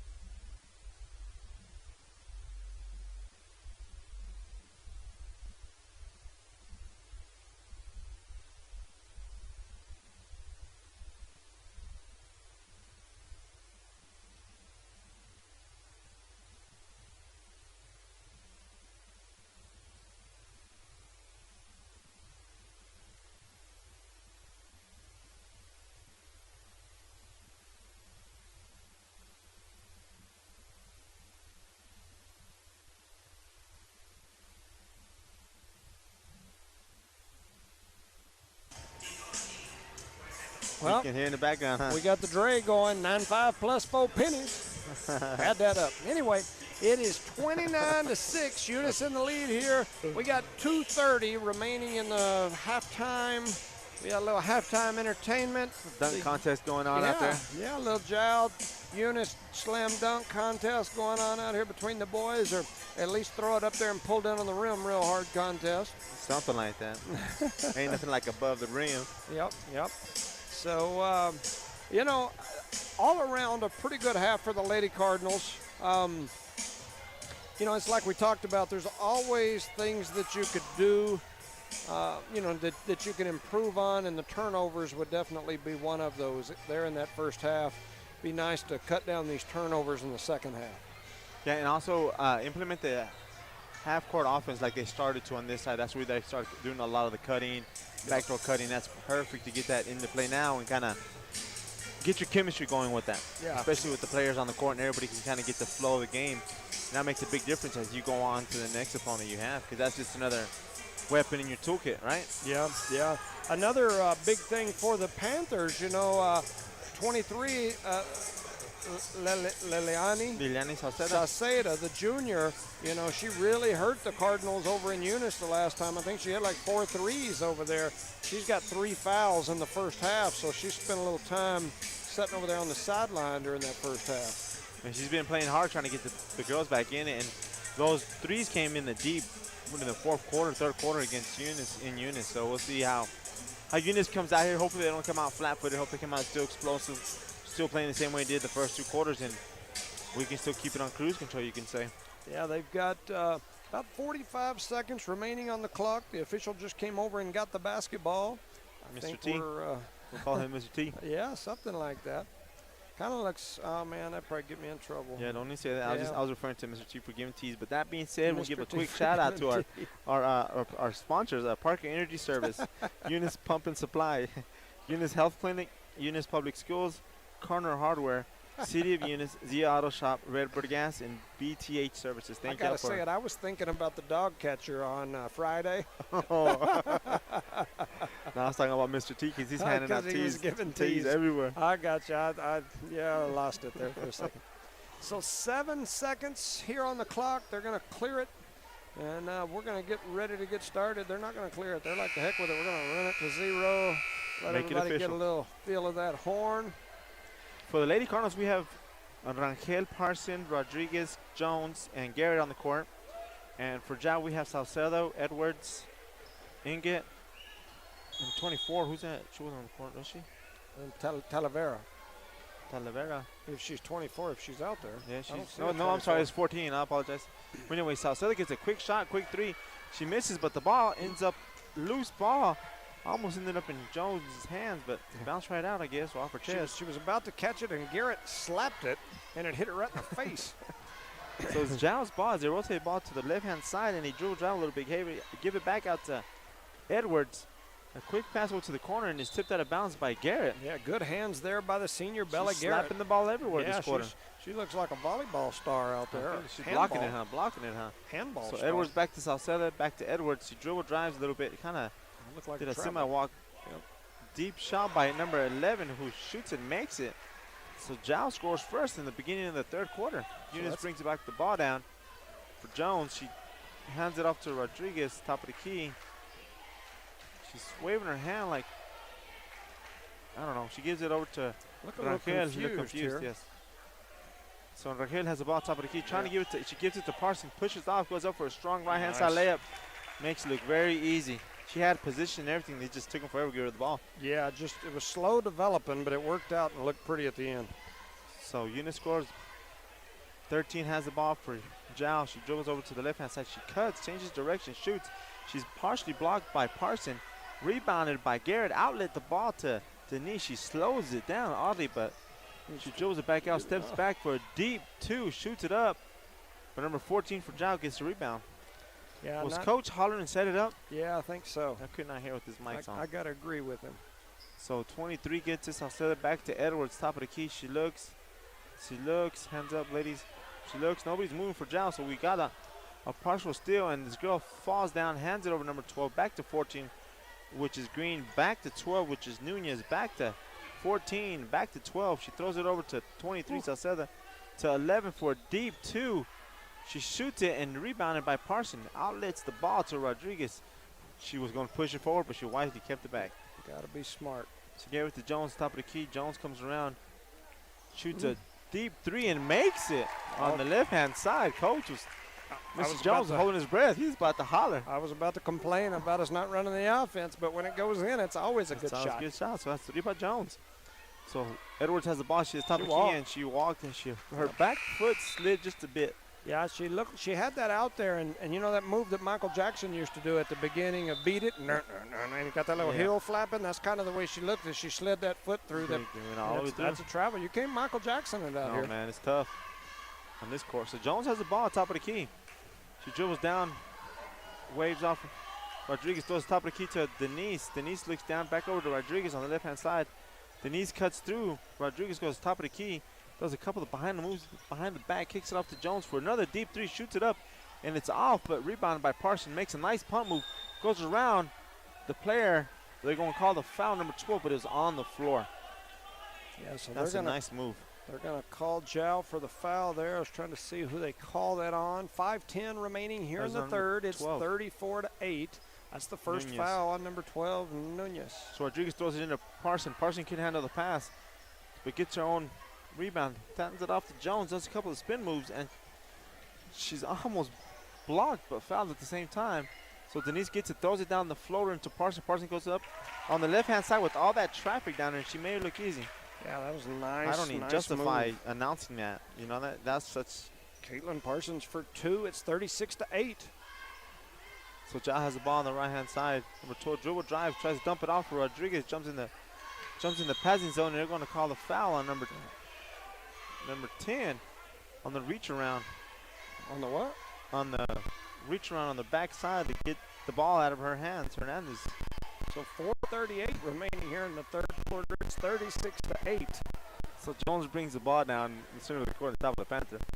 She does a couple of moves over, hands the ball down to Parson. She quickly turns, and she is tripped but kept her dribble hard enough, and Jones is pushed out of bounds, and no foul was called. And Jow comes over with the ball, and she's about to get the ball stolen from the backside by Jones, and Jow kicked it out of bounds. Yeah, but they call it the other way. They don't call it the other way. So 36-8, 4:15 remaining here in the third quarter. It'll be Jow's ball on the baseline underneath. Jow with the ball. They throw it in out on the left wing. Swing it all the way across to Sauceda for 3, and it won't go. And Hernandez gets the rebound for Jow. Picks out to Laura. Laura dribble drives. Shoots up the ball, and she misses, and number 20 had a chance for Jow to get the rebound, but she didn't. That was Nunez on that shot, and she misses. And 20 had a chance of getting it, and she didn't try to grab it. So Eunice will get the ball back here. We're halfway through the third quarter. It's 36-8. Jones to bring it down. On top of the key, on top of the Panthers, she's calling out the offense.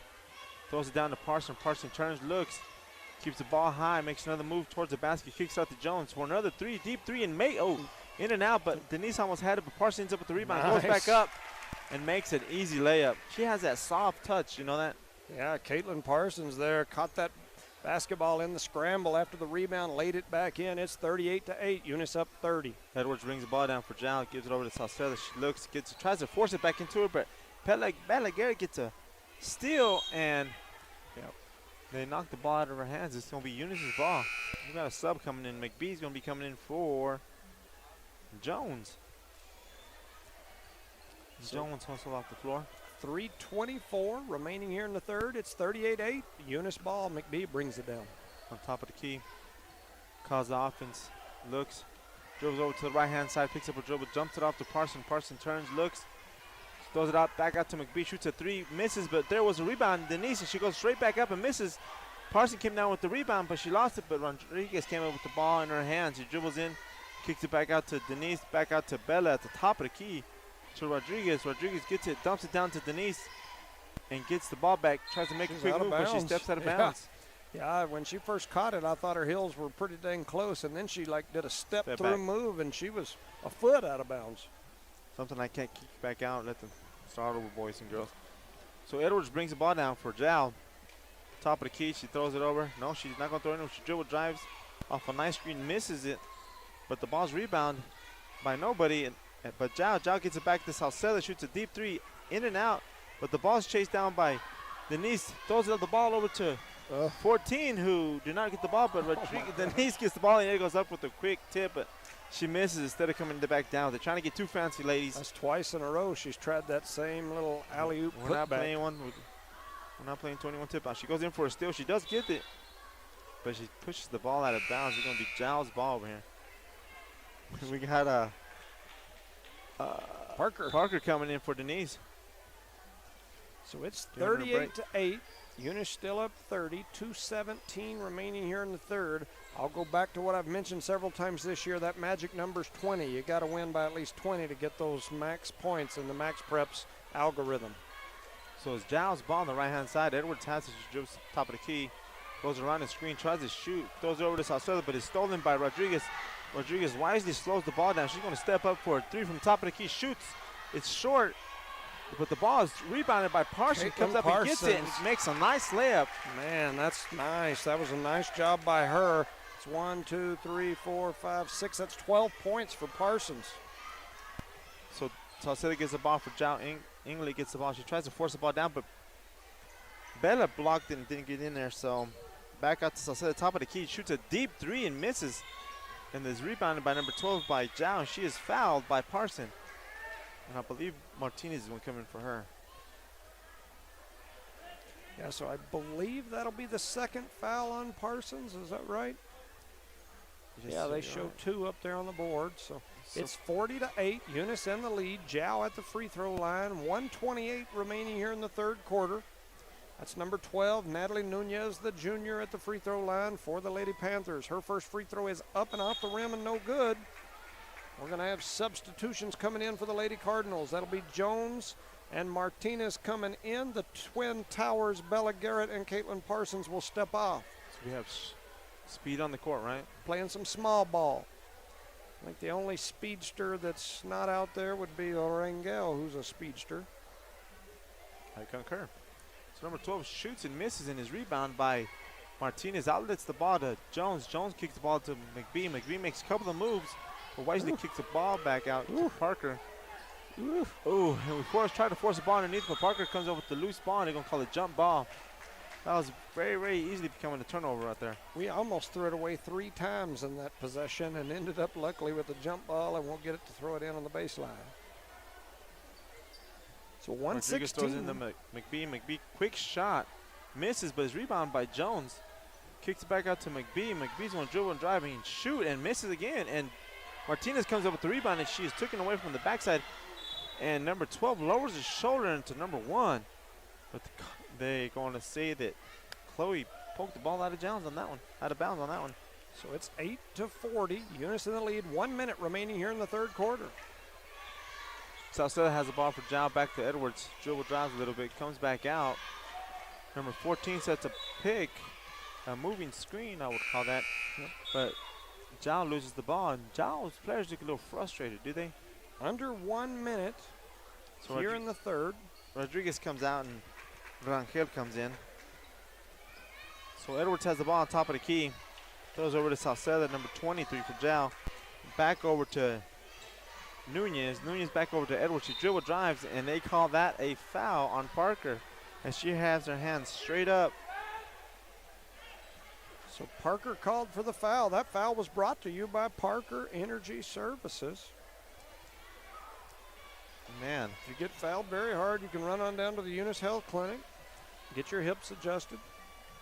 40.46 on the clock for the third quarter. That first free throw by Edwards, I believe. Is that Edwards? Correct. No, that's Sauceda, huh? No, it's Edwards. Is Edwards? I can't see it. It's 13. Yeah, it right? is Edwards. Yep. Anyway, that first free throw is up and rattles in. It did everything but go in and rattles out. So it's 8-40. She shoots a second and misses, and they're going to call a foul on 1-2 and on number 12, which is Nunez. Yeah, so they call the foul. That'll give the ball back over to the Cardinals. With 39 seconds left. Jones has it. She brings the ball down to the top of the key. Nice, cool, calm, and collective. Flatten them all the way out. She dribble drives her hands off the ball to McBee. Kind of loses. Ooh, hands the ball off to Rangel. She dribble drives a little bit. Almost loses the ball. Gives it over to Jones with 24 seconds left. She thought about a three, kicks it over to McBee. McBee gets it in the loose ball, and you have Jones and McBee fighting for it for a little bit. But the ball's everywhere, so be patient with me. Salceda ends up with it. She dribbles down out of control. She kicks it out to Edwards for 6.6 seconds left. She dribbles over to Salceda, shoots a three and misses, but rebounded by Martinez. Martinez gives it to Jones. Jones back over to Rangel, and nobody scored out of all that action right there. That was about the ugliest 30 seconds of basketball I've seen the whole game. However, at the end of 3, the score is 40-8. Eunice in the lead. Give a shout out to our sponsors: Parker Energy Service, Eunice Pumping Supply, Eunice Health Clinic, Eunice Public Schools, Cardinal Hardware, City of Eunice, Zia Auto Shop, Redbird Gas, BTH Service and Rentals. So for the game so far, we're only in the third quarter, but for the game, you've got Caitlin Parsons with 12. See, you got Chloe Jones with 2, 4, 6, 8, 10, 12. So Chloe Jones with 12. You've got Jasmine Martinez with 6. Let's see here. Alina Rodriguez with 4. Denise Rangel with 4. McKenna McBee with 2. So that's where we sit going into the fourth quarter. It's 40-8, Eunice in the lead. And man, all I need is a Speedo and a hat with a feather on it, and I could dance to this song. What is love? Baby, don't hurt me. Man, I'm thinking about shaking a leg for this one. That's crazy. Rodriguez tried to check in. The ref was waving her in, and the lady on the scorekeeper was like, "No, you can't go in there." It's like, "Come in." Yeah. So they were arguing with each other. The ref and the scorekeeper were like, Yeah. So the way that works, anytime there's a timeout or in between quarters, you have to check in before the first horn. And if you don't, they're not supposed to let you in. The ref was saying, "Look, you got there about right at the horn. We're gonna let you in." The scores table was saying, "No, we're not letting you in." And the ref said, "Yes, we are. Let her in." So they did. So on the court for the Lady Cardinals, we have the starters. We have Parson, Garrett, Rangel, Rodriguez, and Jones. Edwards brings the ball down. She throws it over to Hernandez. Hernandez over to Salceda. Salceda top of the key. She dribbles, looks back over to Edwards. Edwards tries to go in, but she can't. But she gives it over to Hernandez. Hernandez back over to Salceda. Salceda looks, pivots. She dribbles a little bit. Nothing's there. She goes up, back over to Edwards. Edwards back over to Salceda. Salceda finally dribble drives and loses the control of the ball. And they're going to say it's going to stay over here with the Jal Panthers. You know, one thing that I'm not sure I understand about the Jal strategy is they're down by 32, and they ran 30 seconds off the clock during that offensive sequence. So Green gets the ball in to Salceda, and a little too much contact on top of the key by Jones. Yeah, Jones definitely with the foul there. Reaching and fouler, and Salceda's getting up real slow. Yeah, I'm not sure what, I guess just from... Anyway, she a little bit of contact there. She went down, and they called a foul on Jones. So yeah, it's definitely a foul. There ain't 2 on Jones. So 7:32 remaining here in the fourth quarter in this game. It's 40-8, Eunice in the lead. It's going to be Giles ball underneath their own basket. Eunice in the 2-3 zone. They throw it in up top. To Hernandez. Hernandez back over to number 14. Hernandez gets it. She walks back over to Salceda. Yep.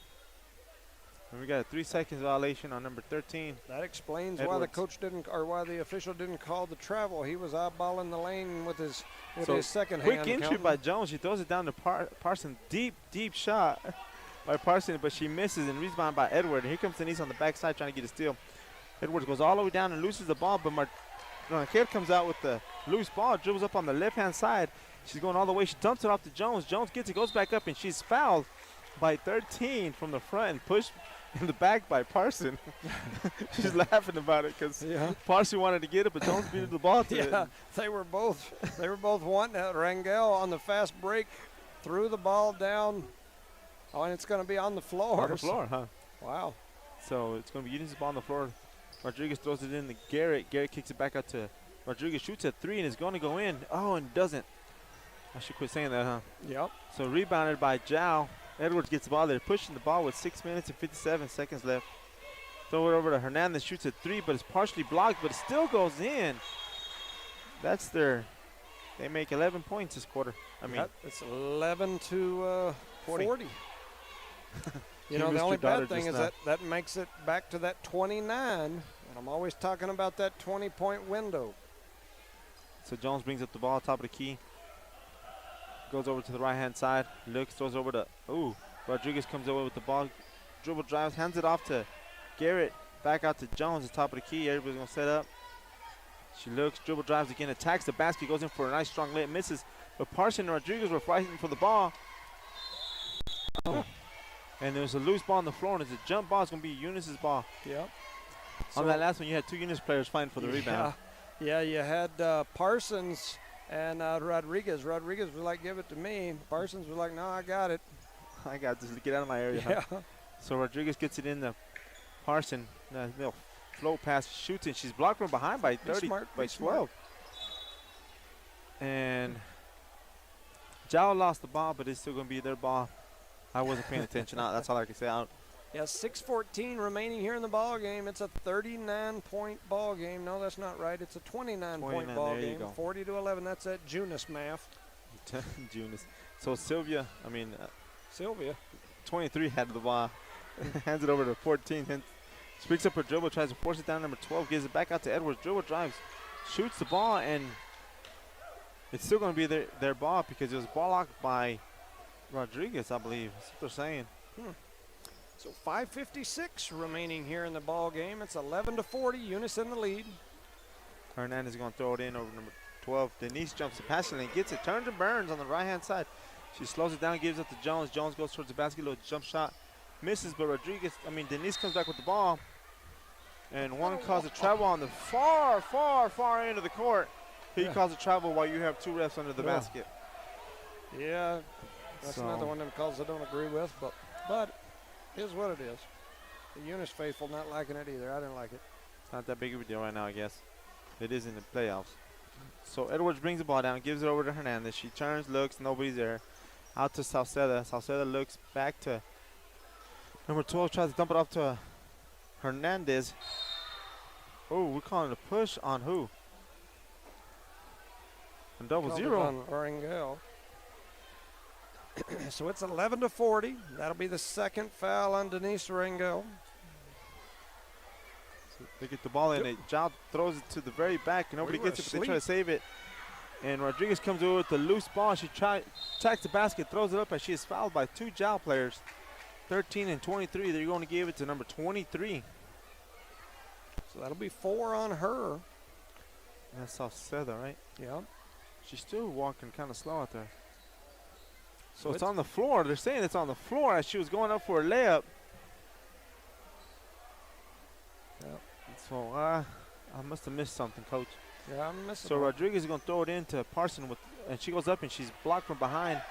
She goes back up again. They're going to call 3 seconds on her. No.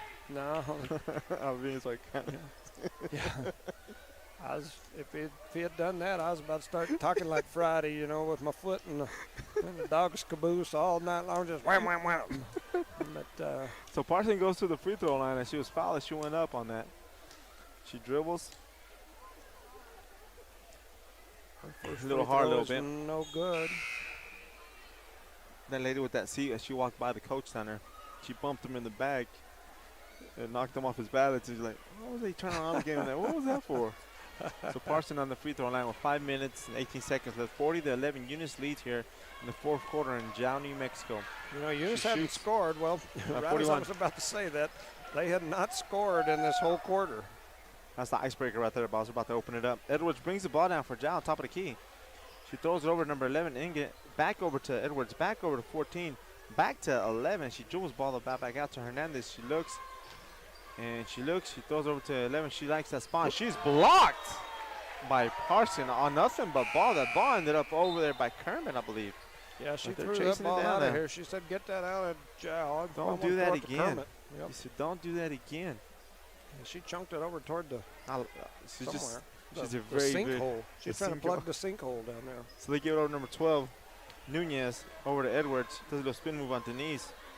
And nothing happens. Over to number 11, Inget. She gets it, throws it back to Edwards. Back to 20. Back out to Nunez. She throws it up, nothing. But Rodriguez comes down with the rebound. Parson is running the court. She leads her a little bit, dribbles, goes back up and shoots a nice little layup. I love it when your big girl runs the court, man. Yes, me too. That's 43-11. That's 15 points for Parsons. Edwards brings the ball down, Gives it over number 11. She dribbles a little bit outside the court. Attack the basket, Jao, you're losing. Almost got a steal, but nothing. Edwards shoots a 3. Nothing, but Jones almost came back with the rebound. Rodriguez ends up with it in her hand. She slows it down, looks behind her. Looks around, gives it back to Jones. Smart move. Looks, gives it over to Parsons. Parsons hot. He does a little pump fake. Dribble, drives to the basket. Nice layup, man. Parsons with 17 now. She's like, I ain't stopping. Yeah, that's Akeem the Dream. Did you see that move? Yeah, that was nice. That It's was 11 beautiful. to 45. 4 minutes to go here in this game. So they throw down to 20. She's blocked by Parsons. And now she throws the ball down to number 11 for Jow. And the loose ball foul. And Jones comes away with it. Sort of kind of, but they're going to call a loose ball or a foul on What? number A foul? on 10. No, he called it on 1. I think he called that on Jones. That's why the parent in me comes out.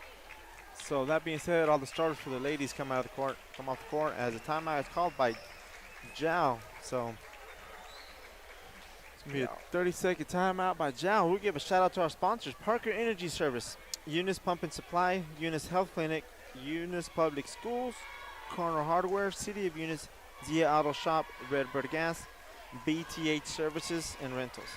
Yeah, you know, we hyped today's game up a little bit with the Alina Rodriguez chasing the three-point, record by Gabby Sanchez. And unfortunately for her, she has not hit any here tonight. And I would guess, unless something changes here, you may not see him anymore, because looks like he subbed 5 out.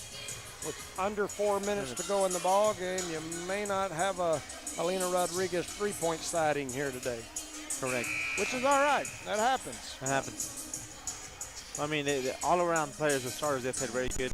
They stayed at a foul trouble, and what I like about them, they got that chemistry going, especially down in the post. Good passes.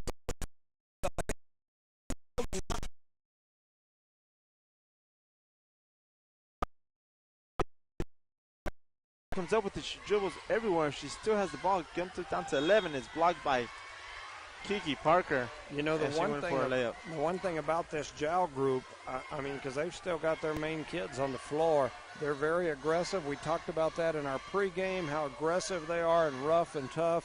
Our I hate to call them the younger girls, because that's 2 juniors, a senior, and 2 freshmen that have played good minutes for us this year, but they're not quite used to that physicality of the Jow main group, and so you can tell it. They're getting punched in the mouth out there right now.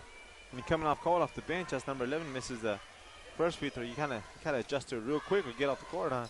Yeah. She makes 1 of 2 for Jow, so it's going to be 12 to 45 with 3 minutes and 20 seconds left. McBee throws it into Maureen. Maureen brings the ball down.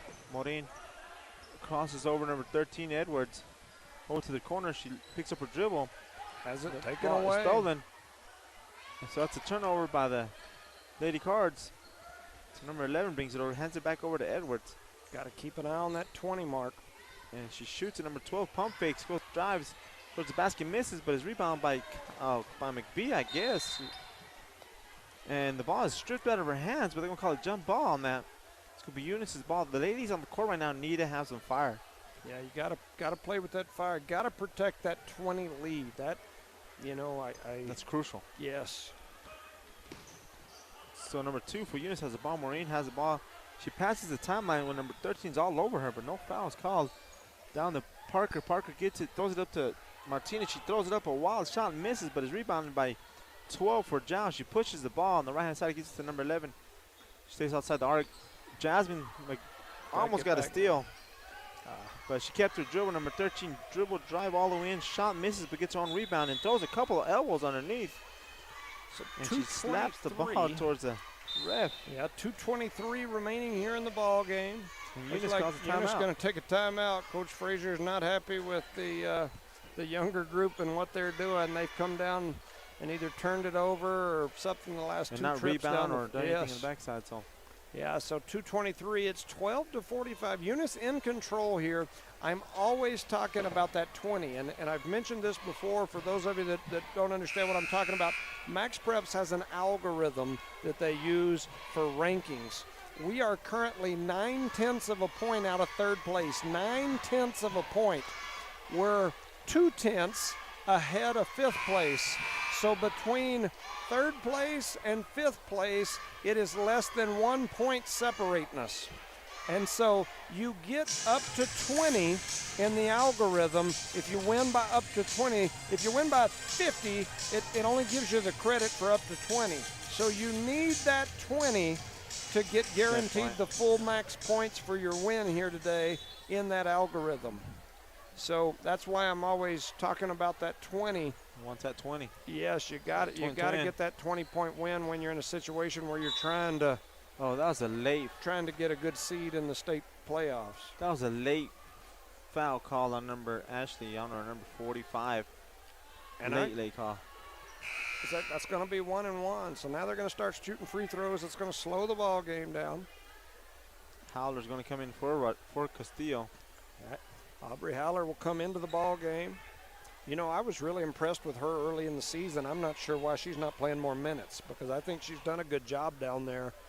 She's a freshman, and I, just my opinion that don't mean much, but I think she's done a good job down there, and I'd like to see her get more minutes in these games. So she shoots the first one, and our players were not paying attention as the ball went out of bounds off of Zhao. Some of those girls were thinking it was 2 and 2 or 2 shots or what it was, but they were just standing still. So McBee gets the ball from Maureen. She dribbles the ball to the right-hand side, throws it down to Howler. Howler looks it, dumps it off to Jasmine underneath the basket. She dribbles back out, kicks it out to Maureen. Maureen to McBee. McBee will shoot, and 3 seconds on who? Well, I don't think it was a number when they called 3 seconds, Coach. I thought they did that back in the day. Yeah, and you know, the bad thing about it was all of that to burn about another 8, 9, 10 seconds off the clock, and here comes Zhao back the other way. So 1 minute and 59 seconds left talking about time. Once again, they've still got their main they still got their main group on the court. It looks like they might have some subs at the bench, but are at the line over here or at the table. So number 11 dumped it off to number 13. Edwards went toward the basket. She was fouled by by Ashley. That's her second foul. You know, I'm kind of a jerk and whatnot, and I admit it. She made her first basket. What I used to do in these games, if I was winning big, and the other, because the other team, of course, wants you to put your non-starters in the ball game, which we've done. They've still got their starters, or a bunch of them, on the court. I used to leave my starters in until they'd take theirs out. Once they took theirs out, now I'll take mine out. But because it does make it tough when you've got, the younger ones or the non-starters out there playing against the main group. Ones. Yeah, makes it tough. So Edwards missed a shot, but they got the rebound back, and they're fighting right now on the backside of it. So Edwards has the ball on top of the key, almost stolen by Maureen. She dribble drives, and she walks and hands it off to 14. That's something else I don't like when another team's winning, they don't call the little stuff. Yep. So Edwards kicks it out to number 24, back to 11 for Zhao. She dribble drives, goes up, and she's blocked by Howler. But the ball is rebounded by Zhao, and she shoots the ball up, and they're going to say it was tipped. And nobody from Eunice was around that young lady. And the ball was tipped by a phantom cardinal. It was a ghost. She flew by. The ghost cardinal flew in and touched the ball as it was flying out of bounds. Zhao's ball, 13 of 45 with a minute and 42 seconds left. And 24 gets thrown over to 11. 11 dribble drives, kicks it back out to 24. She dribbles again, back to 14, back to 24 with a minute left. Over to Edwards. Edwards gets it, throws it over to number 11. 11 to 14, which now it's touched by Martinez, jumping in that passing lane. 58 seconds left. I thought our coach was going to get teed up, did you? Yeah, he whistled hard at our coach. With 13 gets the ball for Zhao. Throws up a wild three. In and out and rebound by Ashley Castillo. Looks for Allie, gives it over to Maureen with 50 seconds left up to McBee. Be smart, be smart, be smart. And McBee drives all the way down and shoots up a wild shot. And the ball's on the floor. And the jump ball, luckily, is going to be Eunice's ball. Yeah, 40 seconds remaining in this game. Got to be smart there and burn some clock. So McBee's going to throw it into Maureen. Maureen walked for no call. Walked again. There it is. That time. There it is. We'll take it, I guess. So 33 seconds remaining in this ball game. It's 13 to 45. Just got to burn these 39 off the clock. And 13, Edwards brings the ball down for Zhao. Looks, throws it over to number 24. Back to Edwards. Back to Green. To Edwards. to 11 to number 24. Skip pass with 19 seconds left. Nobody wants to shoot for Jack. We need to shoot. Edwards gets the ball being covered by Howler. Nice defense. Eunice is not letting anything happen right now, so they try to shoot Maureen with a nice steal, and she turns around, gets it, and she carries it, but she passes the ball over to McBee. McBee goes up for a layup, shoots it, and makes it with 0 seconds left on the clock. Kenna McBee finishes there with 2. That's going to make it 47 to 13. Final, your Eunice Lady Cardinals are successful. A good game all the way around for the Lady Cardinals. I concur. A good game all the way around. We just need to keep the, how do you say it, the foot on the gas. That's 17 points for Caitlin Parsons, 12 for Chloe Jones, 6 for Jasmine Martinez, 4 for Alina Rodriguez, 4 for McKenna McBee, and 4 for Denise Rangel. That's what I show here in my unofficial numbers. And want to shout out to them sponsors: Parker Energy Services, Eunice Pump and Supply, Eunice Health Clinic, Eunice Public Schools, Cardinal Hardware, the City of Eunice Zia Auto Shop, Redbird Gas, BTH Services and Rental. At the end of the girls' game, Eunice with the big win. We'll get ready to start the boys' game here shortly. You're listening to Nullmark Broadcasting's coverage of Eunice Cardinal sports. You can listen by or watch by going to HobbsAmerica.com, clicking on the Cardinal, or at Eunice Sports YouTube page. We'll be back shortly. Thank you for listening.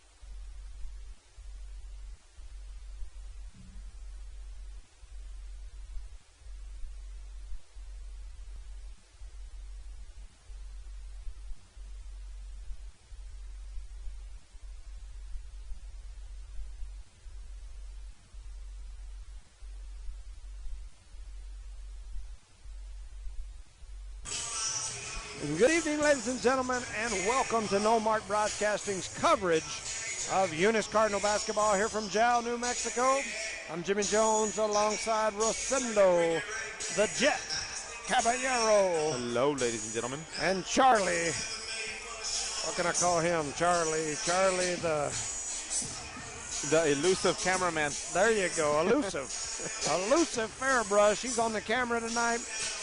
Tonight, the 9-11, 1-5 in District 4-2A Eunice boys basketball team will face off against bitter rival 16-4, 6-1 in District 4-2A, number 7 ranked in the state, Jao. This Jao team returned most of their players from last year's state runner-up team from 1 year ago. They were beaten a championship game last year after leading most of that game. This team has most of those kids back. Jao is currently tied with the number 2 team in the state, Hagerman, atop this district. Hagerman and Jao have split on the regular season. I can assure you the Hagerman Bobcats are watching and cheering for the Eunice Cardinals here tonight. This Eunice team is loaded with athletes. Most of these same kids were part of that state championship football program this year. Some of these kids, multiple-time state champs in football. A lot of these kids also part of the state runner-up baseball team from last year, and I think the year before that as well. No, it got canceled the year before that. Eunice is one of the most successful sports programs in boys sports in New Mexico. They win state in football regularly. They win it in baseball regularly. Most of the time, it's the same kids playing those sports. They've even won in track fairly regularly. Track, in my opinion, is kind of the true test of overall just athleticism. However, Eunice struggles to stay above 500 in basketball. I don't really know what else to say other than it just is what it is. I mean, I watched the season, all season. I feel like we got a pretty good team. I feel like, you know, that we've had a pretty good season. Yet when I look at the score, the records, it doesn't show that. Man, it sure doesn't show. We've won 1 game in district, and we're 2 games under 500. So it's a tough deal. It goes back to what I've talked about so many times about building a program, and you know, I don't blame it on the coaching staff, and I have said this over and over and over. I don't blame it on them. I think it takes a cultural change. The girls program, and we've talked about this before. The girls program is currently ranked number 4 in the state. They're having a great year.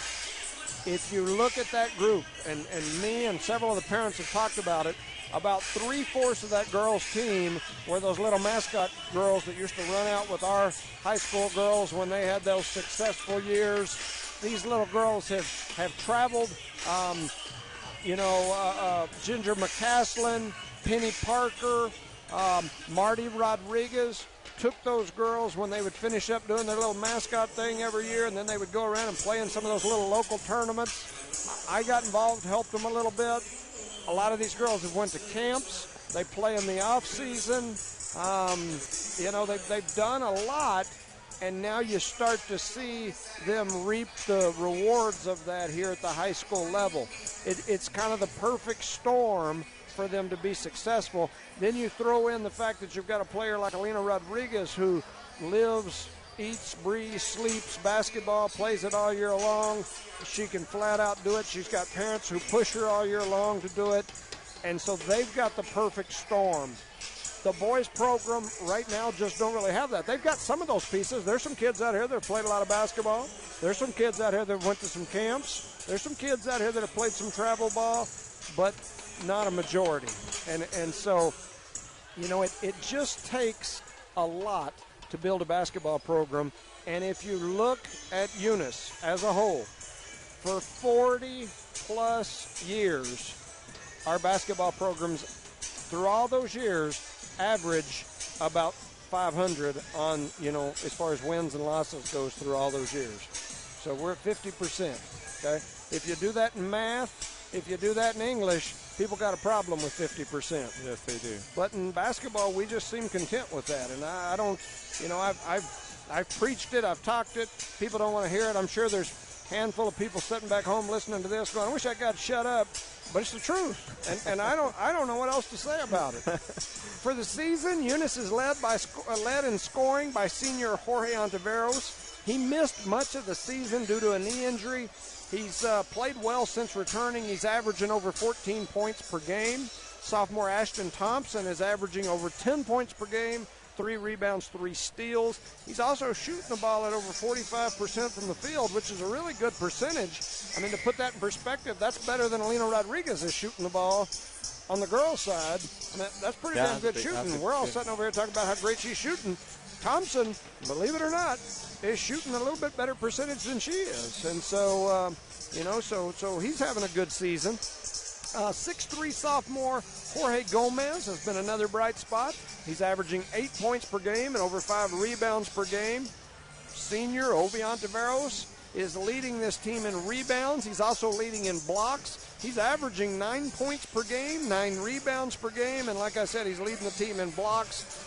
He's had an injured ankle. He injured that ankle back during football season. It's a football injury. It was almost completely healed, and in the first Tatum game, he rolled it real bad. It looked pretty ugly. Started to get it better. Then this last Tatum game, he rolled the dang thing again, and that time it turned his whole foot black. It looks terrible. He's out there today. I'm assuming he's going to try to give it a go again. That ankle is very swollen, very discolored. You know, it's one of those things. Those ankles are painful. They hurt like heck. Not a whole lot you can do for them. You got to rest on those, and hopefully they heal quickly. Yeah, so Billy Blevins is also another good one on this program. He's chipping in 7 points per game, 4 rebounds per game, and averaging over 1 steal a game. The Cards are coached by second-year coach Mason McBee. For Jow, they are led by junior Jacob Lujan, who is scoring 14 points per game, 4 rebounds, 3 assists, and 3 steals per game. Alexavier Carrion leads the team in blocks. I'm sorry, I've got blocks, but it's in rebounds with nearly 8 rebounds per game. He also averages right at 10 points per game. 6'5", 300-pound D1 Boise State-bound Roger Carrion is also grabbing almost 8 rebounds per game while chipping in about 11 points per game. He's a load down low. I mean, they're big and strong down there. They've also got what I've got listed as 6'4". He may be closer to 6'5", 6'6". Andres Lujan, he's another leader on this team. The senior is a high-flying, slam-dunking machine. He's averaging over 8 points per game, 7 rebounds per game. He also leads this team in steals and blocks. When he gets the ball in the open court, get ready to watch the dunk contest. He's a high flyer, in my Dickie V voice, dipsy-doo dunkaroo, baby, because he can fly and he's fun to watch. Yeah, he can. He's a good kid. Nice and quiet as well, man. Yep. The last time these two teams met, it was a very competitive, close game. In fact, midway through the third quarter, the Cards cut the Jow lead to 3 points. Jow ended up winning that game 42-32. But as we talked about with the girls, anytime you have Jow and Eunice, you can expect a slugfest. I expect no different here today. So that's kind of my spiel on the boys' game. Any thoughts, Rosendo? If these boys come out and play like they did against Hagerman the other night, we're going to have a great night tonight. We should pull out a win if they play like they played against Hagerman the first 2 quarters of that game. I expect a very physical game here today. A lot of contact, clean contact. I hope it's clean contact, but the thing is the boys have to go out there and perform what they're capable of, what we know they can do. And sometimes that's difficult when you're playing at your rival's house. Yeah, for sure. I would agree. So we're going to announce the players here. So we're going to give time opportunity to give a shout out to our sponsors: Parker Energy Service, BTH Service and Rentals, Eunice Pump and Supply, Eunice Health Clinic, Eunice Public Schools, Cardinal Hardware, City of Eunice, Z Auto Shop, and Redbird Gas. I want to make sure to kind of go through our roster for Eunice. Number 2, Ashton Thompson. Number 3, Kevin Garcia. Number 5, Luis Gomez. Number 10, Hyan Castro. Number 13, Jorge Ontiveros. Number 14, Jonathan Caballero. Number 20, Billy Blevins. Number 21, Julius Woods. Number 23, Ovi Ontiveros. Number 24, Maddox Mata. Number 32, Jorge Gomez. Number 40, Jose Calvillo. 42, Antonio Granados. And 44, Marcus Tercero. Cards are coached by Mason McBee and assistant Lee Mitchell. For Panthers of Jow, number 1, Jacob Lujan. Number 2, Norbert Cervantes. Number 3, Yuli Cervantes. Number 4, Ethan Sandoval. Number 5, Diego Porras. Number 12, Aiden Jameson. Number 13, Alexavier Carrion. Number 14, Damian Baeza. Number 15, Luke Gwynn. Number 23, Ito Arroyo. Number 24, Brandon Houston. Number 30, Andres Lujan. Number 35, Gabriel Juarez. Number 40, Jesus Carrion. And number 42, the big man, 6'5", 300 is what Max Preps has him listed as, Roger Carrion. The Jow Panthers are coached by Emmy, the Hillside Strangler, Lujan. And then I also have Zayden Lujan on here. I believe he's the main man manager helping out this program. So they're introducing the Panthers as we speak. We're getting ready. It's going to be a noisy one. I can tell already. I can tell already. It's going to be a fun one, man. If the boys come out here and play in their cool, calm, and collected, the Cardinals, we should be okay. Yeah, it's already rowdy in here, and we ain't even had the tip yet. Yeah. And you know they're going to get crazy as soon as that kid, if he gets a breakaway, that big old kid out there, he's going to try to dunk on us. So. Yeah, if he goes high flying, it's liable to get real rowdy in this place. Looks like we're going to have the national anthem. We will leave the mic on. I just knocked it down from deep, and here's the national anthem.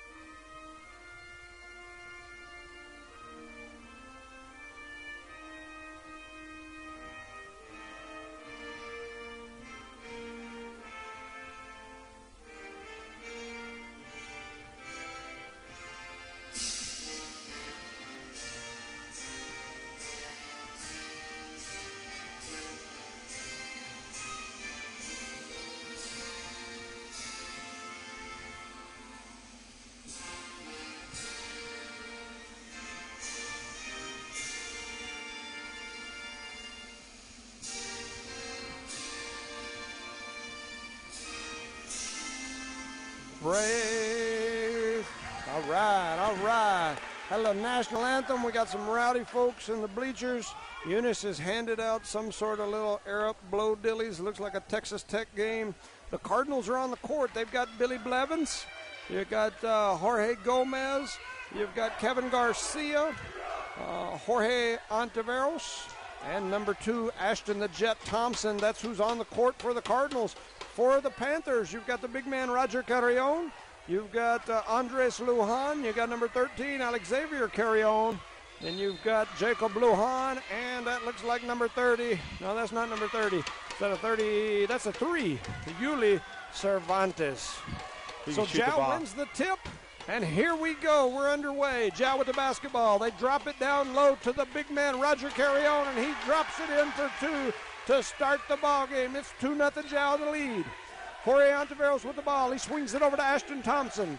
He looks back over to the other side. Back to Ontiveros. He pump fakes, gets his man in the air, gives it back to Thompson. Thompson tries to float it down low. Blevins comes away with it in a scramble. We got bodies flying everywhere. That song, Let the Bodies Hit the Floor, was what was happening right there. And we ain't made a call yet. We got 2 officials that are debating with each other as to whose ball it is. So what are we doing There's here? still no call on the floor. And we need a mask for number 20. Oh, they pulled his mask off. But they still hadn't made a call. And it begins once again. Yeah, so I guess Eunice is finally going to get the ball. In the scramble, Billy Blevins, they're going to call a jump ball. But Eunice will get because Jow won the tip. So anyway, Blevins had his mask pulled completely off. Kevin Garcia with the basketball. He's number 3, the sophomore. He lobs it down low for Gomez. Gomez And gets fouled going up. I thought he was going to get the and one. They're going to call the big man Roger. No, they're not either. 32. 32, that is big, There man, ain't no 32. That's a 42. He called the wrong numbers. Let's see if the score table says, hey, yeah, they're going to call him over. There is no 32 out there. She just turned around twice. Yeah, he don't even. He just ignores them, or what's going on?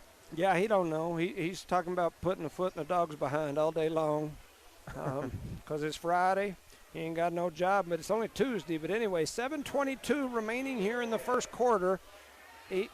I'm assuming he's calling the foul on Roger Carrion. However, he came over and, I mean, we're sitting right up here behind the scores table. He gave the signal for 3-2, and there is no 3-2 out there. So they fixed it. Gomez first free throw rattles in. That'll be 1 point, and the Cardinals get on the board behind the sophomore, Gomez. Shoots, makes the second one as well. It's 2-2. So he makes them both. 2 points behind the sophomore Gomez. Here comes Jow back the other way. Cervantes to Cervantes. They throw up a shot. It rattles in, won't go in, but the big man, Roger Carrion, grabs the rebound, and on the putback, he is fouled. God, I thought it was a good, clean block, but he don't call the foul on 2-0. On 20, on Billy Blevins. So, yeah, they called that foul on Billy Blevins. That'll send the big man, Roger Carrion, to the free throw line. Emmy Lujan wants to talk to a couple of his players. He's calling them over here while Rogers prepares to shoot. His first shot is up. It rattles around, and it touches everything up there possible and then falls through the net. It's 3-2. Carrion already with 3 points. He's got all the points here for the Panthers so far. He makes another one. He So makes 4-2. Yep. So here comes Jow in the full court pressure. Eunice trying to break it. Ontiveros swings it over to Blevins. Blevins skips it cross court to Garcia. They give it to Jorge Ontiveros in the middle. He fires it over to Gomez, almost loses it, gets it back to Jorge Ontiveros. He throws up a three, it won't go. Billy Blevins with the rebound and the putback, and Blevins gets 2 for the Cardinals, and the Cardinal faithful get loud. It's 4-4. 6:50 remaining here in the first. Jow with the basketball. They dribble it over the top of the key, kick it over to Cervantes. And then a shot was up. It was a three. I didn't see who shot it. I looked down. Little Cervantes. So that's number three. Yuli Cervantes for 3. Jow up 7-4. He hurt us last time. He had like Yes. 7 threes on us, and they're in Eunice. So here comes Eunice back the other way. They cross it across half court, and then Coach McBee wants to call a timeout and talk about it. Eunice was a little out of control. He probably called that timeout right at the right time because they were about to turn it over. And that being said, we give a shout out to our sponsors: Parker Energy Service, BTH Service and Rentals, Eunice Pump and Supply, Eunice Health Clinic, Eunice Public Schools, Carner Hardware, City of Eunice, Z Auto Shop, and Redbird Gas. And I want to send a shout out to Vivian Ornelas. Thank you for watching the game, girl. We appreciate all of our listeners out there, whether you're from Eunice or Jow, whether you're a Crip or a Blood, whether you're throwing up that big C or the P. Even the people from Hagerman, I believe they're listening Oh, as well. I bet they are. I bet there's some green out there just hoping. Watching and listening to us. You better And I'm do a not good job talking over about there. Snoop Dogg green either. I'm talking about Hagerman Bobcat green. Is that 420? That's right. It's not 420 yet, but it's getting close up there on that scoreboard. So it's 7-4 in the first quarter with 6 minutes and 25 seconds. Eunice has the ball, throws it in over to Thompson. He's going to bring it across the timeline. Almost loses it right there. Lujan up applying the pressure to him. They skip it over to Garcia. Garcia drops it down to Gomez. Gomez up for 2 for the Cardinals. Jorge Gomez with 4 points in this game already. He's up for the challenge. Yeah, 7-6. Panthers in the lead. Lujan brings it across the timeline. He's looking to dribble drive. He hands it over to middle Carrion. That's Alex Xavier Carrion. He traveled. It was a delayed travel call on that wannabe Euro step, I guess. They were thinking about the dogs on Friday, the dog catcher. Anyway, he calls that. It's 7-6. Here comes Eunice the other way. Jow in the three-quarter court pressure. That was close on us, too. Yep. They get it into Blevins. Blevins with the no-look pass over to Gomez. Gomez shot is up, and it won't go. There's a scramble on the floor for the ball. You don't, yeah, there you go. No. It can't be. No, that's not. It can't be. That is not a, no. And what happened, the ball was tipped in the air underneath the missed shot, tipped by a Jow player, and the Eunice player went on the other side of the timeline, Eunice recovered and they called it that's not backcourt. So yeah, that's not a backcourt. Anyway, 7-6, 5:33. energy service. Thank y'all for letting this possible. Bring it out to everybody in Lee County if you're listening. So enjoy it. I'm giving them the nod. So it wasn't a backcourt. There wasn't a backcourt. So 7-6 here in the first quarter. 5 minutes and 30 seconds left here. Yep. With a really, really excited ball game. Exciting Ball game. Flat out rowdy right here. Eunice gets it into Kevin Garcia. He swings it back to Ontiveros, back to Garcia, back to Ontiveros. Over to Thompson. Thompson dribbles across the timeline, then skips it across to Garcia. Garcia hands it back over to Ontiveros. He's looking for that screen. He has the ball knocked away from him by Lujan. Here comes Lujan back the other way. He jumps up and lays it in for two. 9-6. That's Jacob Lujan, the junior, with the run out after the steal from Ontiveros. That's Jorge Ontiveros, and he dribbles it off his foot right there. And Ontiveros with 2 consecutive turnovers. It's out of character for him. He doesn't have many turnovers and have 2 back-to-back. So now, Jorge Ontiveros, we mentioned him in the pregame. He sat out a bunch of this season, just recently came back. He's been playing pretty well since he came back.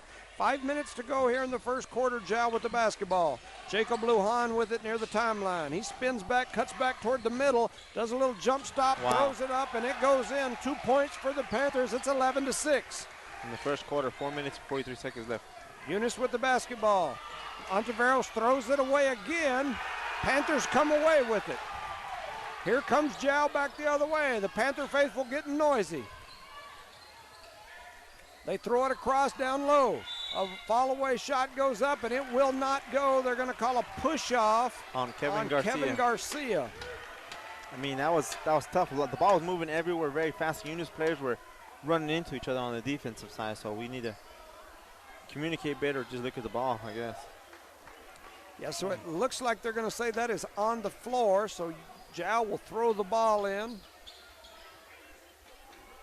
Zhao's going to throw it in on the baseline. Some confusion between the 2 officials. There's 3 of them out there. But so they get it in up top to Lujan. Lujan swings it out here to 23. That's Arroyo. Arroyo throws it across, and then they skip it back over to him. He ends up with it again. He drives through, flips a pass out. Lujan comes away with it. And then Andres Lujan comes away with it, kicks it back to Lujan. We had a scramble over in the corner. I couldn't hardly see for a second. A little runner by Lujan, and it's no good. So here comes Eunice back the other way. We're at 4 minutes, so we're halfway through the first quarter. Jorge Ontiveros for 3. It won't go. Zhao with the long run-out rebound. Oh, they're going to call a quick foul on number 3 for Eunice. Kevin Garcia, when he came up from behind trying to poke the ball out, but they're going to say he got him with the body on that. And that's another Cervantes, Nobert Cervantes, the freshman that was running down the floor with the ball there. So we got some subs coming in. Andres Lujan will go to the bench. Alexavier Carrion comes onto the court. 11-6, 3:50 remaining here in the first quarter. Alexavier Carrion kicks it out to Lujan, whose 3 is up and no good. Thompson comes away with the rebound. The big scramble on the floor. He's floating through. He throws up a shot. It won't go. Here comes Zhao back the other way. They throw it out, and Billy Blevins takes it away from him. They skip it down the floor to Jorge Ontiveros, and he almost throws it away, but it gets deflected out, and it's going to be Eunice ball. A lot of talking out there between number 2 from Eunice and number 1 from Zhao. A lot of talk out there. We need to perform, guys. So they're getting Eunice's head. Low, and there's a foul down low by the little Carrion. That's Jesus Carrion. I'm not sure any Carrion's little, but he's the smaller of the family. 3:25. It'll be Eunice basketball after the foul by Jesus Carrion. Eunice to throw it in under their own basket. They float it into nobody, and here comes Zhao back the other way. They give it over to Alexavier Carrion. He throws up a shot, and it won't go. Thompson with the rebound, and we're coming back the other way. Man, it's a fast-paced ball game. Billy Blevins throws up a 3. It won't go. Alexavier Carrion with the rebound, and here comes Zhao quickly back the other way. Zhao's coach telling him to slow it down. It's 11-6. Zhao in the lead. 3 minutes to go here in the first quarter. They kick it over into the corner. Alexavier Carrion thought about a three, then gave a little jab step. Now he's going to swing it back to Jacob Lujan. Jacob Lujan with the dribble drive, throws it up off the glass. It won't go, but Zhao comes away with the rebound. Little Carrion has it. He throws it up top to Jacob. Jacob with the running left-hander won't go, and Eunice comes away with the rebound. And then Zhao's going to get the foul called against them as Thompson had the ball, and they were in there trying to grab it. And they literally tried to grab him, pick him up and the ball. So it's good basketball. Yeah, they called that foul on Jacob Lujan, and it looks like we've got several subs coming in for the Panthers. Jacob Lujan taking a little butt chewing from Daddy Emmy. He's hollering at him. He told him to get his butt to the rim. But anyway, 2:39 remaining here in the first quarter. It's 11-6. Here comes Eunice the other way. They drop it over to Blevins. Blevins with a little fake move, and then they float a pass, and it was almost a run the other way, but Eunice ends up with it. Thompson with the run through the middle. He kicks it out to Garcia. Garcia's three won't go. Zhao with the rebound. Here comes Zhao back the other way. 2:16 remaining here in the first quarter. It's 11-6. We got some excitement going on. It's noisy. Zhao skips it across. It ends up in the corner in number 2, Cervantes. His three is no good. The tip out all the way back out to half court is grabbed by Cervantes. That's Yuli Cervantes. Nobert Cervantes throws it down low to Roger Carrion. He throws up a shot. It won't go, and they've called a foul. We got to get second chances on our side of the court to rebound and go for second shots, man. Yao's getting all the rebounds on both sides of the court. They're so big and physical down low. That is definitely, you can't say anything else about it. They got some big, old, strong young men down there. Under 2 minutes to go here in the first. It's 11-6. Zhao with the basketball. Lujan hands it off to Cervantes. Cervantes hands it across over to Lujan. Lujan drops a nice pass down low to Roger Carrion, who pins Gomez and finishes. And that makes it 13-6. With a minute and 39 seconds left in the first quarter. They throw it down to Blevins. Blevins tries to float a pass to Garcia, and Roger Carrion comes flying in. Showed that speed in on that. Right. He covered a lot of space there. That's right. Looked like he was at one of them tryouts for the combine or something. 1:33 remaining here in quarter number 1. Jorge Ontiveros with the ball out on the left wing, skips it over to Gomez, which ends up with it back in Thompson's hands. Thompson throws up a runner double clutch all the way down to his knees, lays it off the glass. It's 13-8 after the 2 from Ashton Thompson. 1:15 and ticking. Lujan with the ball up near the top of the key. He skips it across to Cervantes. That's Yuli. Back to Jacob Lujan. He's driving. He looks. He throws up a shot. It won't go, but the big man Roger Carrion had a tip on it, and he's down on the ground. He got up. He's headed down the court, but Thompson with the run out lays it in, and Eunice will get 2 more. And we've got a timeout on the court. Official timeout by the coach. And Roger Carrion is grabbing his shoulder, and I think he said my shoulder came out of place. He said my shoulder something, and he is grabbing his shoulder. He goes to the bench. He's got Coach Richards over there checking him out. He is hanging onto that shoulder pretty tight. Under 1 minute to go. It's a 3-point ball game, 13-10. What more can you expect in Eunice and Zhao? And there's a block by Gomez on Alexavier Carrion. The nice sophomore block. Gomez goes up and throws Carrion's shot out of there. Ball's out of bounds. It's going to stay in Panther possession. 10-3 with 40 seconds left. They float it up top to Jacob Lujan. He swings it over to Alexavier Carrion. He's going to float through, and he gets blocked again by Gomez. Gomez with another block. This ball goes out of bounds, and this ball is going to go to the possession of the Cardinals with 37 seconds remaining here in the first quarter. Billy Blevins with the ball. Swings it back out to Thompson, over to Jorge Ontiveros, who catches it, fires up a 3. It won't go. Lujan comes away with the rebound for Zhao, and here they come quickly the other way. They drive it through. A shot at the free throw line by Lujan goes in. That is Jacob Lujan for 2. Makes it 15-10 with 14 seconds left in the first quarter. Jorge Ontiveros brings it down. They throw it back to him from Garcia, and Ontiveros has it taken away from him. And here goes Zhao back the other way. 3 seconds on the clock. A half-court three-pointer up, and it will not go in at the end of the first quarter. It's 15-10. Zhao in the lead. Shout out to our sponsors, Parker Energy Service, BTH Service and Rentals, Eunice Pump and Supply, Eunice Health Clinic, Eunice Public Schools, Corner Hardware, City of Eunice, Azia Auto Shop, and Redbird Gas. That first quarter was fast, a lot of action going on. We just need to adjust on certain items as rebounding and going for loose balls, man. And other than that, we're doing pretty good. Roger Carrion down there flexing, stretching his shoulder. Looks like Mama coming out of the bleachers. She's going to give him some pain medicine or something. They handed him some pills. He's going to take those.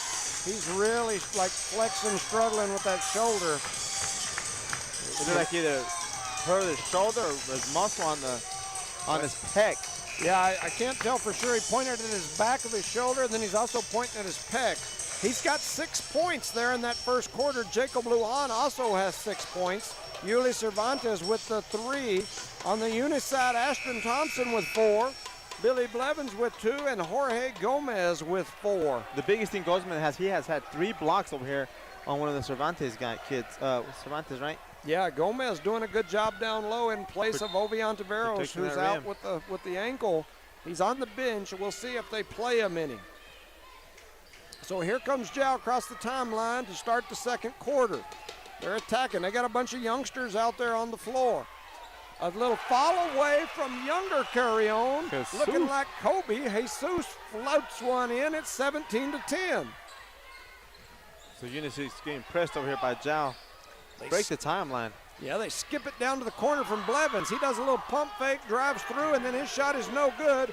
Little Carrion comes away, dribbles it behind his back, off his backside, and then hands it over to Jacob Lujan to bring it across the half court. So here goes Jow trying to push it through. They hand it over to Carrion, and he gets blocked by Gomez. We're gonna call a quick foul on Gomez right there. The official out here at half court called that foul down under the basket. That's his first foul of the game for Gomez. So Gomez with the foul. In the second quarter. That'll send Jesus Carrion, the sophomore, younger brother of the big two. He goes to the free throw line. His first one does not go in. It's 17-10. Jow in the lead. And Eunice has those red, what are those straws type of things making noise with us? Little noise makers. Little noise makers. Yep. So his second shot is up and in, and so that gives him 3 points so far on the game. So here comes Eunice back the other way, 7:15 in quarter number 2. Jorge Ontiveros swings it over to Kevin Garcia. They skip it down to Blevins, Blevins to Gomez. Gomez back up to Jorge Ontiveros. He throws up a running floater. It won't go. Bodies are crashing all over everywhere. And here comes Jow back the other way. It's 18-10, under 7 minutes to go. They kick it inside to Andres Lujan, and he's called for the carry.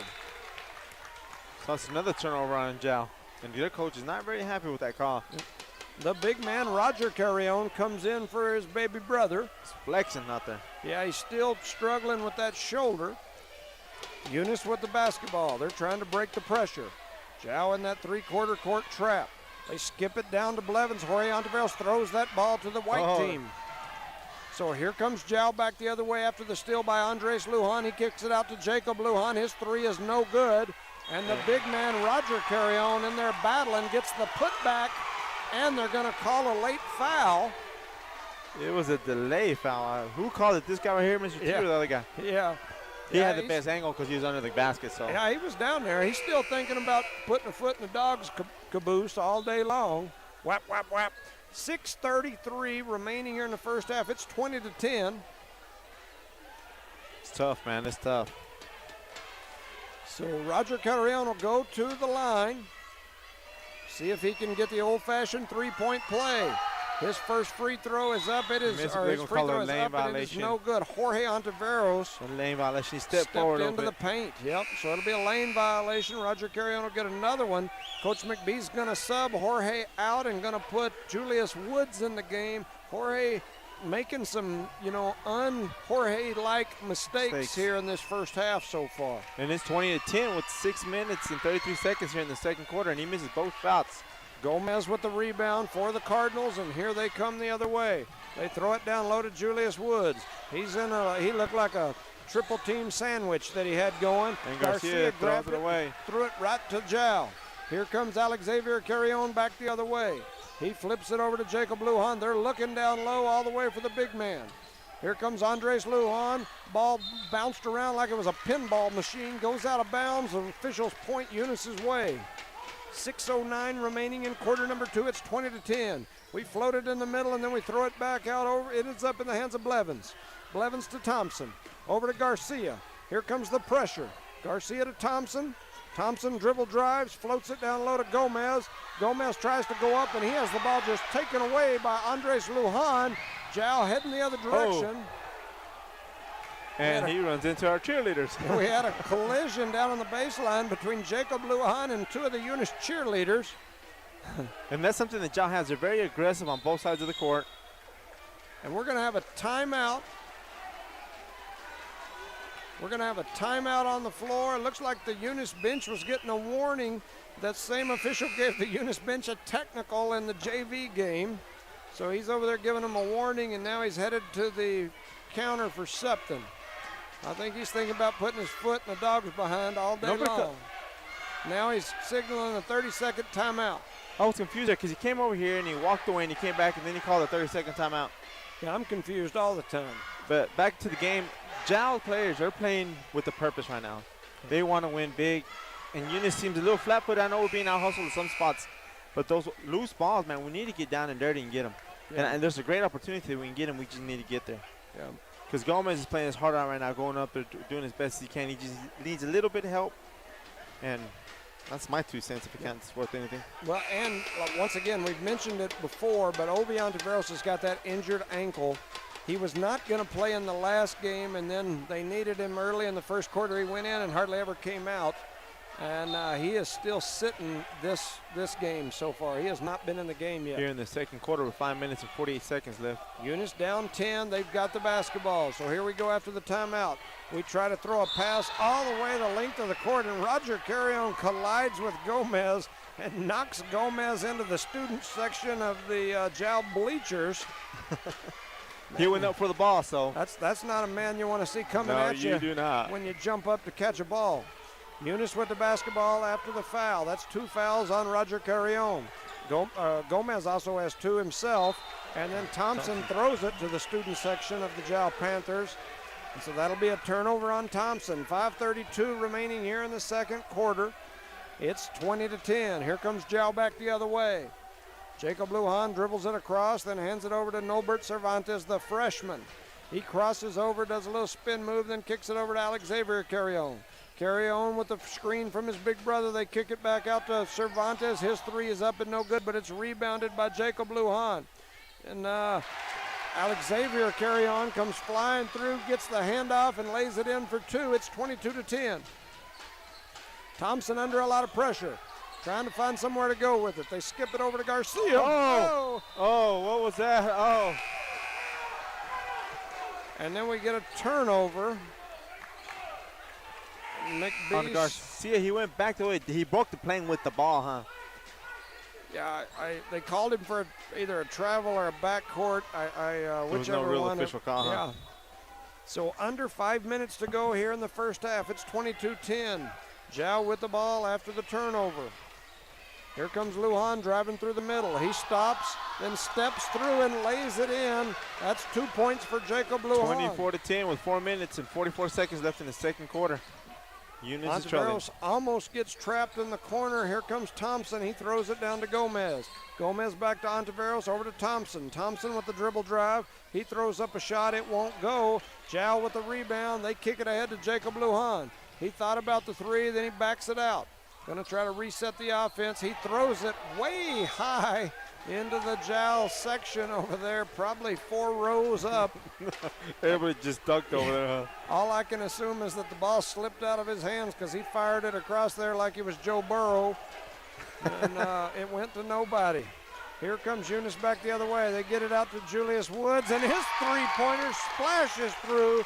Julius Woods for 3. 24-13 on Julius' 3. 11-point ball game, 4 minutes to go. I passed Colorado time. They hand it over to Alexavier Carrion. He rips through, does a little jump stop, then throws it out to the top. And a three-pointer by Yuli Cervantes splashes through for the Panthers. That kid can shoot, man. He hurt us a lot last time. Eunice wanted a travel call. They didn't get it. Their people are not happy. They float one down the court to Gomez.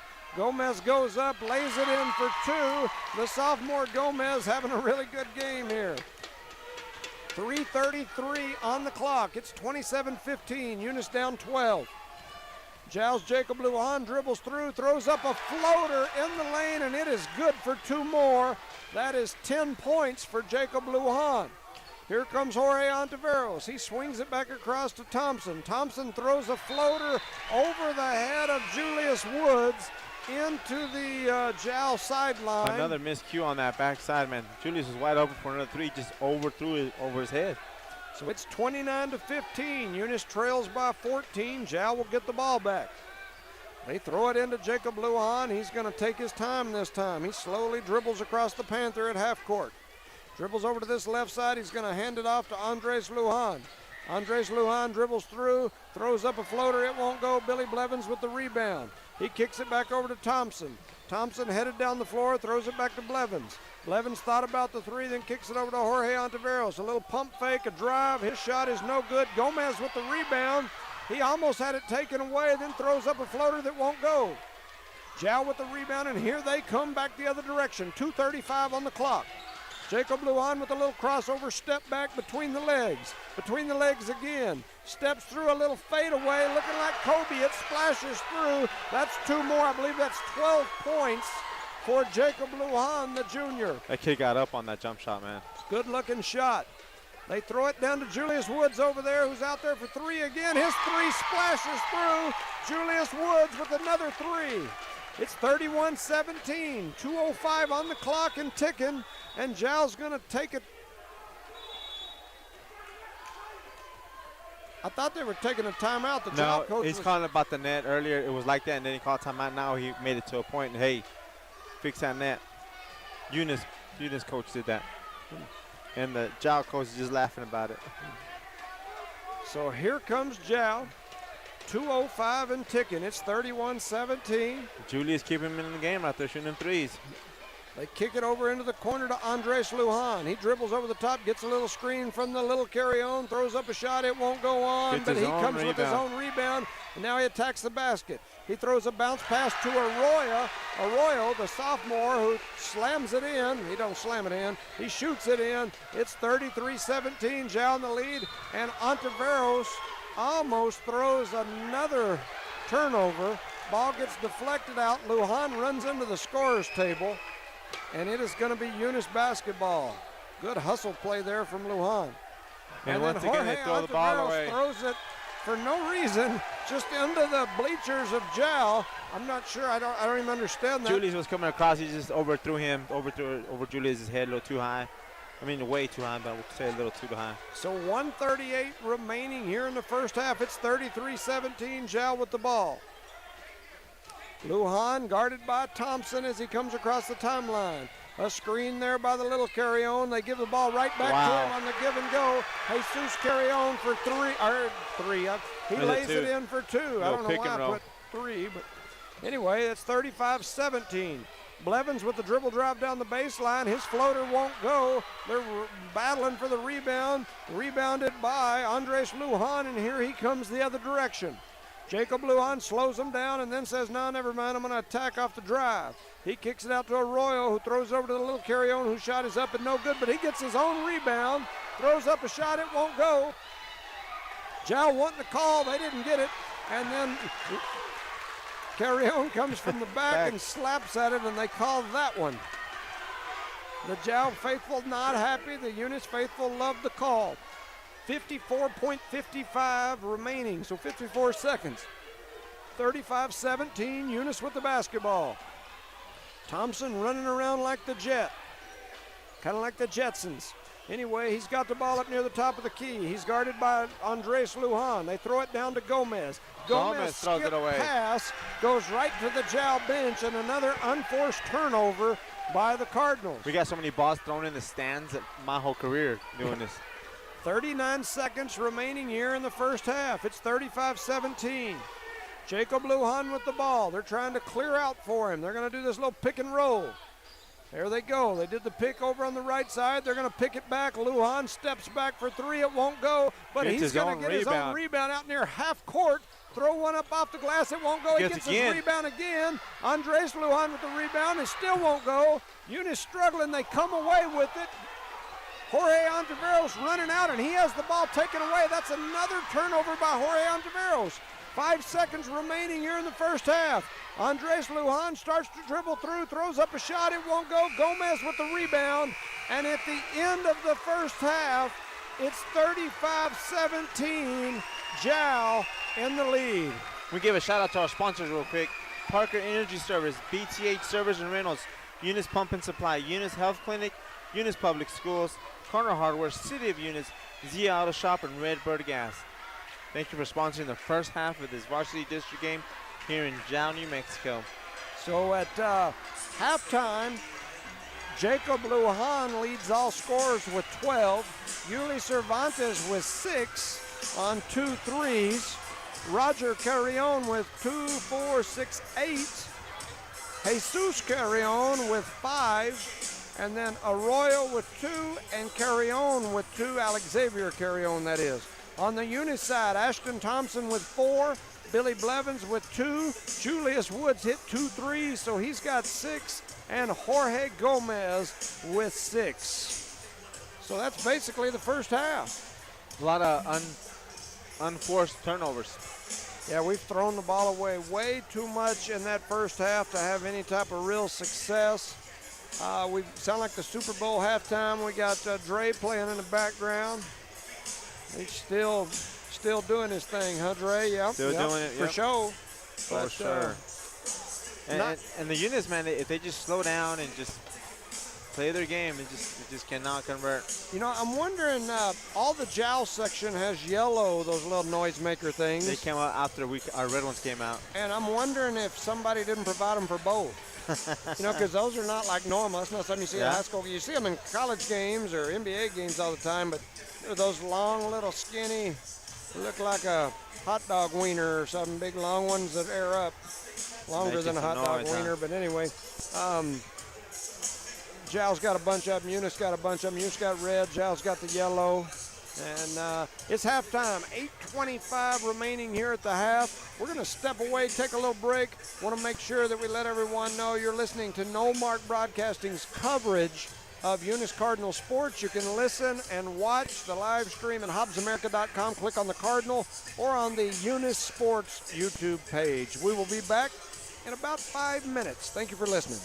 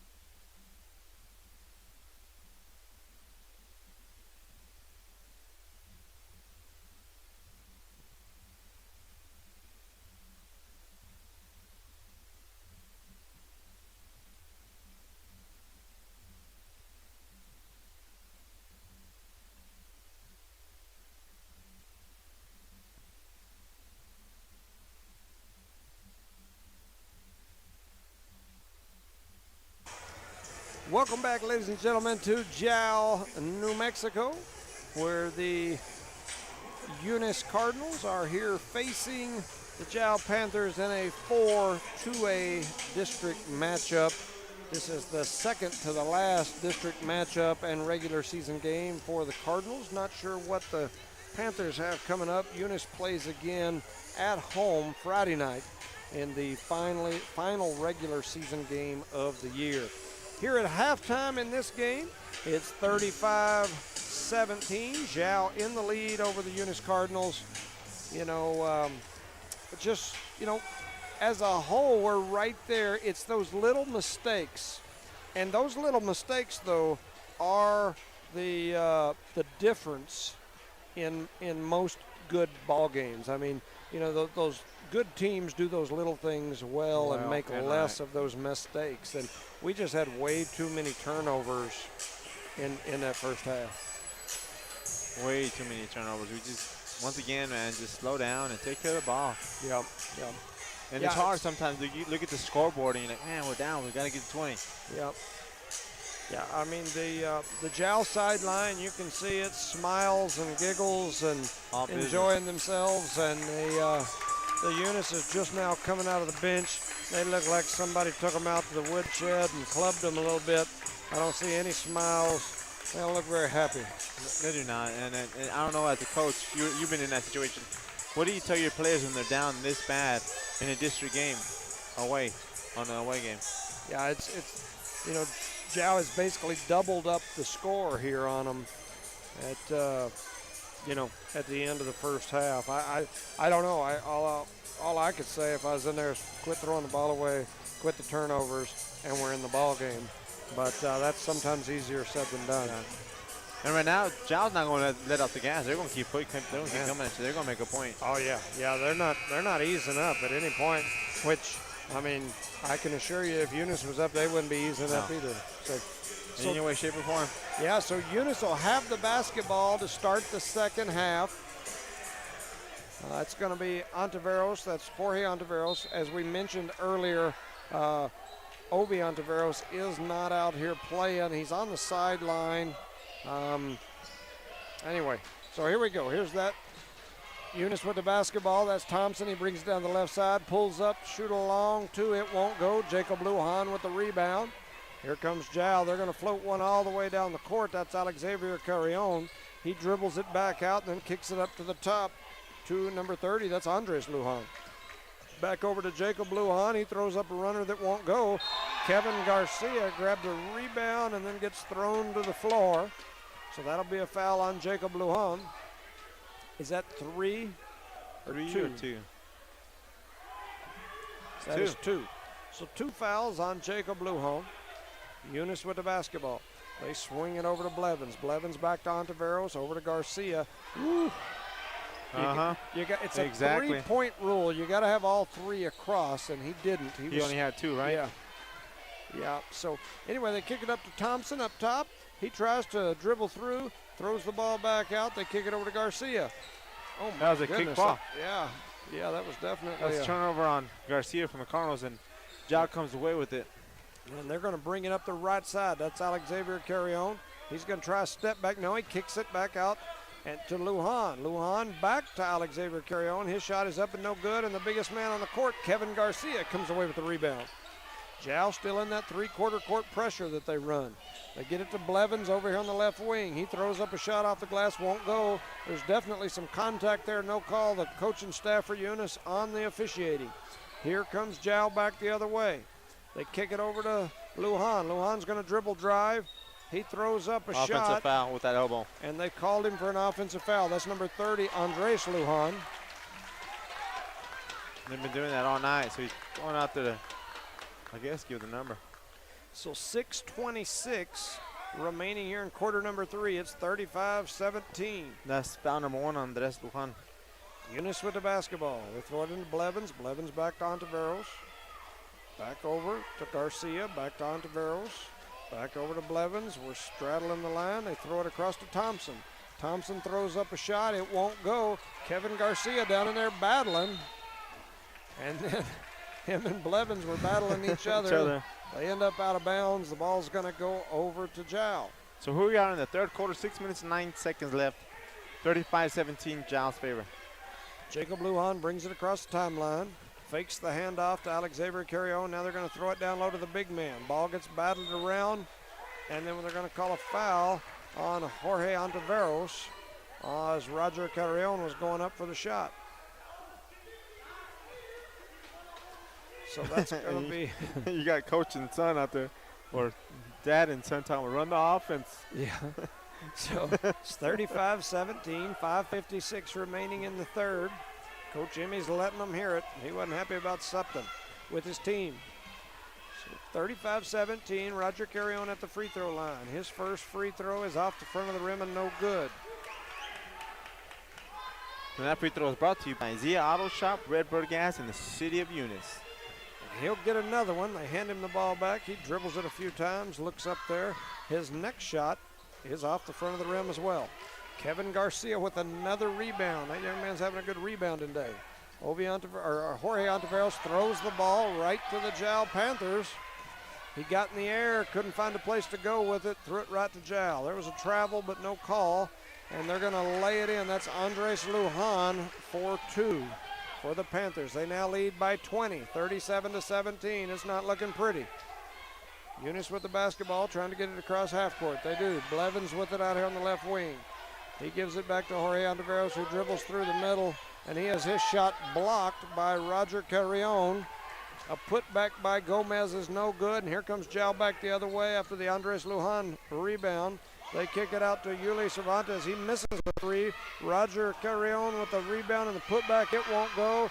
And then Andres Lujan with the rebound and the putback. He gets 2 more, the senior. The only one in position was Kevin, but he was those 2 guys are way too big for trying to go up. So Eunice trying to get through Jow's three-quarter court pressure. Their coach is waving at them like they need to do something different. They get it down low to Gomez. Gomez throws up a shot. It won't go. A lot of contact down low. No call. Here comes Jow back the other way. 4:35 on the clock. 39-17 Jow. That's Yuli Cervantes. He skips it over here to Andres Lujan. Andres Lujan drops it down to Roger Carrion. And Roger Carrion with 2 more. He had great position, and this guy just gave him a beautiful pass, man. 41-17. Kind of looks like we're trying to play a post game with a Jow team that's very big down low. So we get it down to Gomez. The ball goes off his shins and over to Roger Carrion for the steal. Here comes Jacob Lujan. He's going to attack through the middle. He throws up a shot. It won't go, but he gets his own rebound, then kicks it out to Andres Lujan for 3, and it's short. But Alex Xavier Carrion comes away with the rebound. 3 seconds. No, and they're going to call it 3 seconds in the lane on the big man, Roger Carrion. As he's holding his waist, he is tired right now. He's exhausted because we've gone up and down the court a couple of times. So we're going to give a shout out to Eunice Health Clinic, Eunice Public Schools, Cardinal Hardware, BTH Services, Eunice Pump and Supply, and Parker Energy Service.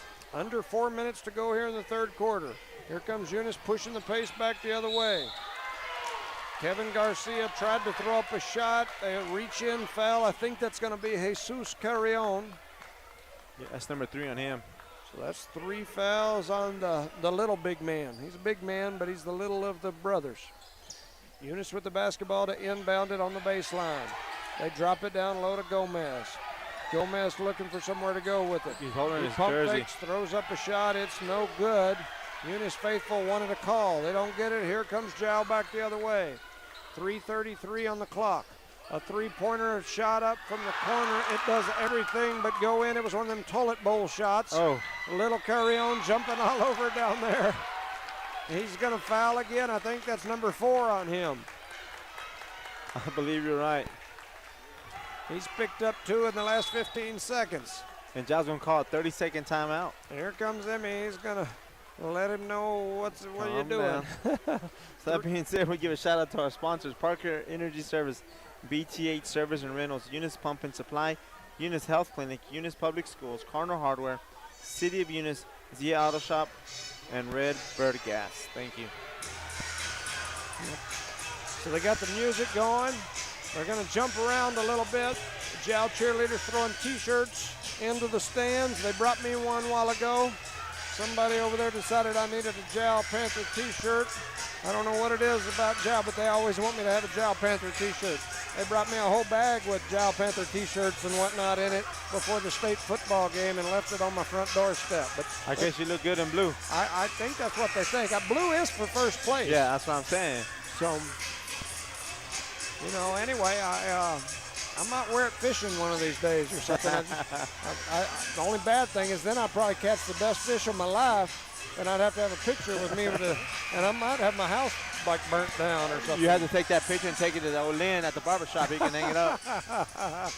Yeah, I don't know if I could pull that off or not. My kids might even disown me.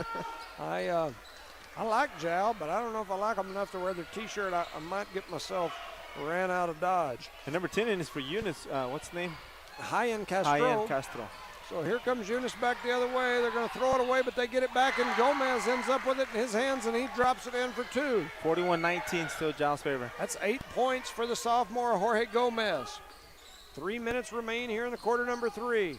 Jowl doing the little dribble drive handoff. That was probably number 5 on a little carry-on right there. Moving screen. Threw a little hip check out there on the screen. He's got it down low. He has it taken away. A lot of people had a hand in that. Here comes a shot that's up, and it rattles in from Thompson on the run in traffic. Cross-handed, crosses body off the glass, and it goes in. It's 41-21. Eunice back within 20. Here in the third quarter with 2 minutes and 33 seconds left in the game. They do the little dribble handoff weave. They kick it over into the corner to Jacob Lujan. He kicks it back out to Andres Lujan, who throws it over, and then they give it back to Jacob. Jacob with the dribble drive, steps through. Oh. His shot won't go. Thompson with the rebound. Here comes Thompson speedily back the other way. They throw it down to Garcia. In traffic, lays it in the trees, and it goes in for 2. Eunice back within 18. 41-23. 2:03 remaining on the clock. Jacob Lujan slows it down. He's going to set up the offense. He hands it over to Andres Lujan. They throw it down low to Jesus. He kicks it back out. Andres to Jacob. The Lujan connection. He does a little crossover and then hands it off to Cervantes. Cervantes back to Lujan, and then he throws it over to the other Lujan. Jacob at the top of the key. He's going to reset the offense again, and now they're looking down low. A little pick on the top, and here they come through the lane. A floater is up, and it is no good. Little carry on with the rebound, and on the putback, he has a shot blocked, and a foul is called down low. They call that on 10, I think. And 10 is going to be High-end Castro. He's a freshman, correct? I think that is correct. I believe he is a freshman. So 41-23, Jesus Carrion goes to the free throw line. He's a sophomore. He's got some bright shoes. They got a little pink, a little yellow, some purple. And no red. Yeah, he missed that first free throw. I think it's because his shoes had him like with blurry vision. They were so bright. So he's going to go back to the free throw line, bright shoes and all. Those kind of got that SpongeBob look to him. He does a little spin move at the free throw line in the middle of his routine. He's ready. His next free throw is up, and it won't go either. I think it was the spin move of the bright shoes, and then Jowl throws it away. Blevins comes away with that. I guess you'd call that a steal. Here comes Thompson. He kicks it over to High-end Castro with a little step-through move. A shot is up. It's no good. Here comes Jowl after the Jacob Lujan rebound.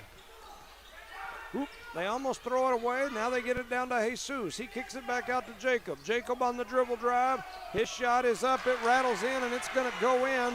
That's number 14 for Jacob Lujan. Eunice attacking the pressure again here. Garcia trying to attack. He kicks it back out to Thompson. Thompson with a running floater. It won't go. Alex Xavier carry on with the rebound, and here he comes attacking back the other way.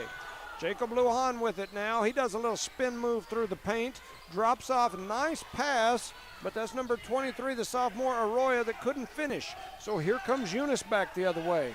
They get it to Gomez. He's going to double dribble. Yeah, he got away with one there. Here comes Garcia. Good Lord, he took a bunch of steps. He looked like LeBron James on some of that garbage he does where he'll never dribble from half court and lay it in. But no call, and here comes Jowl back the other way. Under 20 seconds to go. It's a 20-point ball game, 43-23. Jacob Lujan guarded by Thompson. He's going to go all the way to the rack, ducks under the other side, spins it high off the glass, and puts it in for 2. It's 45-23. That kid's in the zone, dude. He is playing tough. That is 16 for Jacob Lujan here through 3 quarters. At the end of the 3rd quarter, it's 45-23, Jow in the lead. Give a shout out to our sponsors one more time. In the beginning of the 4th quarter, we got Redbird Gas, Zia Auto Shop, City of Eunice, Cardinal Hardware, Eunice Public Schools, Eunice Health Clinic, Eunice Pump and Supply, BTH Service and Rentals, Parker Energy Service. That quarter, we broke 20. Yeah. 23-45. We've changed up a little bit. Most of the quarter, Jorge Ontiveros on the bench, and they put high end in there. So I don't know if that made a difference or what. You know, we had 17 at halftime, so we only made 6 points that quarter. Yeah. So, yeah, you're right. We broke 20, but we broke it with 6 points in the quarter. You always look at the other side of the coin, huh? It's 45-23. They got Soldier Boy on the radio. I'm about to do the Soldier Boy dance. Get a little excitement going on in here.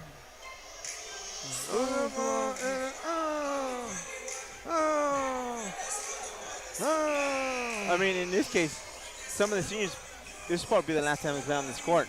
Yeah, very, very possible for some of these Eunice Cardinals. This will be the last trip to Jow, or likely the last trip. I guess, you know, in the district tournament, we could end up being here again, depending on the situation.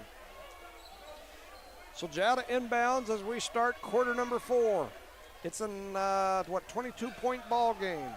Lujan brings it across the timeline, attacks at the free throw line. He gets down low. Now he's going to kick it back out to Alex Xavier Carrion. I thought he traveled right there. No call. Jacob Lujan with it back near the top of the key. He's going to pull up and shoot the 3. It won't go. Kevin Garcia down in there battling with the trees. They're going to call it jump ball. It's going to be jump ball. It's going to be Eunice's ball. Garcia's probably 5'5" on a good day. He's down in there wrestling with Carrion. He's leading the team for rebounds tonight. Large and in charge. Yeah, I think he probably is. Eunice trying to get it across the timeline. They throw it right to Jow. That was number 23, Ito Arroyo, the sophomore, with the steal. Could have got up and got that ball. Did you see that? They give it down low to Roger Carrion, and there ain't much you can do with that. He drops it in for 2 more. That's 2, 4, 6, 8, 10, 12 for him. It's like giving it to Shaquille O'Neal, man. Yeah. So there, and we're still trying to get it to our post. Oh my goodness. I don't get that idea at all. We're saying give it to the post, but it is what it is. We're down 24, and here comes Jow back the other way. Now they're going to give it to their post, and they're going to lay it in for 2. I can assure you, no matter which side I'm coaching, giving it to the post on the block is in benefit of Jow. There ain't no doubt about it. So Jow with another steal, and here we go the other way. Billy Blevins steals it back, though, and then he floats it. He floats it behind his back, and Hyan Castro dives up out of bounds, flips it behind his back, and throws it right off the foot of Kevin Garcia. The score is 49-23 in the 4th quarter, 6 minutes. Wow, they're going to give it to Eunice. So 6:23 in the 4th. It's a 26-point ball game. They skip it across to Blevins. It almost goes out of bounds, but we end up with it. Hyan Castro with the ball up high. Thompson's on the bench. He gets it across to Garcia. Garcia tries to drop it in low. We've got 40 out there. That's Calvillo, I believe. Yes. Jow comes away with the rebound. Under 6 minutes to go in the ball game. It's a 26-point ball game, and here comes Jow walking it down the floor. They are trying to get it to the big man. They try a skip pass across to the corner. Oh, and then a pass goes. Oh, now they're going to call it? Earlier they didn't. Earlier they didn't call it. Now they're going to. What did he call there? Hit the back of the backboard, and earlier the kid went up for a shot, and he hit it and missed it. Yeah, he kept playing, and now he just called it this time. He threw that ball off the rim. I mean, it went our favor, but that's a terrible call there, too. Coach Lujan's out there getting on him. Eunice throws the ball away. Here comes Alex Xavier Carrion. He almost loses it. Then he drops it down to Andres, and he has his shot blocked by Jorge Ontiveros. Jorge comes away with the rebound, too. And then Jorge almost throws it away, but Blevins wins it back. Kevin Garcia with the ball out on the right wing. The Garcia crowd is telling him to shoot it, dang it. A little pump fake shot up, no good. And Jow comes away with the rebound, and here we go back the other direction. Jacob Lujan going to dribble over this way, try to ISO. Here he goes, a little crossover between the legs. He attacks, swings it over to Andres Lujan, whose three is up, and it is no good. Billy Blevins with the rebound. And here goes Kevin Garcia, and he's going to pull it out, and the whole Garcia clan is like, why did you pull it out? Go shoot it, is what they're telling him. They kick it out to Blevins. Blevins attacks through the free throw line. He throws up a shot, looked like some contact, it won't go. Jow comes away with the scramble for the ball. Here comes Jow the other way. Jacob Lujan. They're going to call the goaltending on Andres Lujan as he tried to dunk it back in. And so we call a timeout by Jow. 30-second timeout, I believe. The score is 49-23 in the fourth quarter. 4 minutes and 37 seconds left. We give a shout out to our sponsors: Eunice Pump and Supply, BTH Service Rentals, Parker Energy Service, Eunice Health Clinic, Eunice Public Schools, Corner Hardware, City of Eunice, Zia Auto Shop, Red Bird Gas. Thank y'all for letting us come out here tonight and bring out the game to everybody out here and watching it or listening to it or doing both. Thank y'all. Yep. Yeah, we appreciate you. You know, whether you wear blue, red, green, we don't care. We appreciate you listening. You know, most of the season our numbers have been comparable with the Hobbs games. And so it's pretty cool to see that, to know that we have that kind of folks listening to us. Had the coach's wife from Jow shared our post about the radio station earlier, saying that we did a good job encouraging all the Jow people to listen. When we were in Tatum the other day, I told you about the little lady that followed me over to the door as I was leaving and said, you know what? I really enjoy listening to Eunice games, and I don't even really like Eunice, but I listen to y'all's games now because you guys are so funny. And so, we had the Hagerman guy the other night as well. Told me I did a good job. Yeah, absolutely. He said that he gets a kick out of listening to our games, but you know, it's kind of cool that people enjoy it. We just try to get up here and talk like we're two people sitting at home watching the game and kind of keep you entertained. So 4:30 remaining. Here comes Eunice the other way. Ontiveros with the ball up near the top of the key. He thought about the step back, kicks it out to Garcia. Garcia with the ball on the right wing. Shoot that, son. He thought about shooting it, he don't. There's 4:20 Colorado time on the clock in the fourth quarter. And the loose ball. Got a ball rolling and he around, just walked people in all over everywhere. Jorge Ontiveros kicks it out to Hyan Castro. He thought about the shot, he didn't take it. Nobody wants to shoot that ball. Nobody. So there's a foul going to be called on the Panthers. That's number 23, Ito Arroyo, the sophomore. He gets called for the foul. He went for the steal. Yep. Yeah, you can't really gripe at a young man for trying to get that steal. No. That was a hustle play. It's only his first foul. 4:05 here in the game. Eunice inbounds it up near the half-court line to Garcia. They're looking down low. They get it to Jorge Ontiveros. He does a little spin move and lays it in. Jorge Ontiveros for two. That's his first two of the game here midway through the fourth quarter, which is really surprising. 49-25, Jow favor. So Jow brings it across the timeline. They're going to run the little weave. They get it up top. Thompson with the steal. And here goes Thompson attacking the basket. He stops, throws up a running floater, and that's going to be two more. That's 8 points for Thompson. He is tied with Gomez for the leading scorer on the Cardinals side. Jacob Lujan wastes no time. He comes down, throws up a shot. It won't go. Thompson with the rebound. He kicks it across to Hyan Castro, and he has his shot blocked by Jacob Lujan. And then Jacob Lujan tells him about it, so there's some chirping going back and forth between the Cardinals and the Panthers. Imagine that. Imagine that.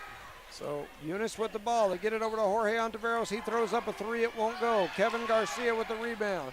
He skips it across to Thompson. Thompson's going to stop and pop for three. It won't go. He gets his own rebound, though. Spins around, gets it to Hyan Castro. Hyan with the running floater. It won't go.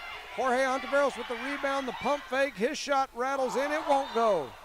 And then the deflection goes out of bounds. It's going to be Eunice ball. That's 4 or 5 shots we have not made. Yep. So Eunice with the basketball to inbound on the baseline. They throw it out here to Jorge Ontiveros. He's looking for somewhere to go with it. They drop it down low to Calvillo. He tries the fall away. He is fouled. He's fouled by Gabriel Juarez. sophomore. So they call the foul. That'll send Jose Calvillo to the free throw line for the Cardinals.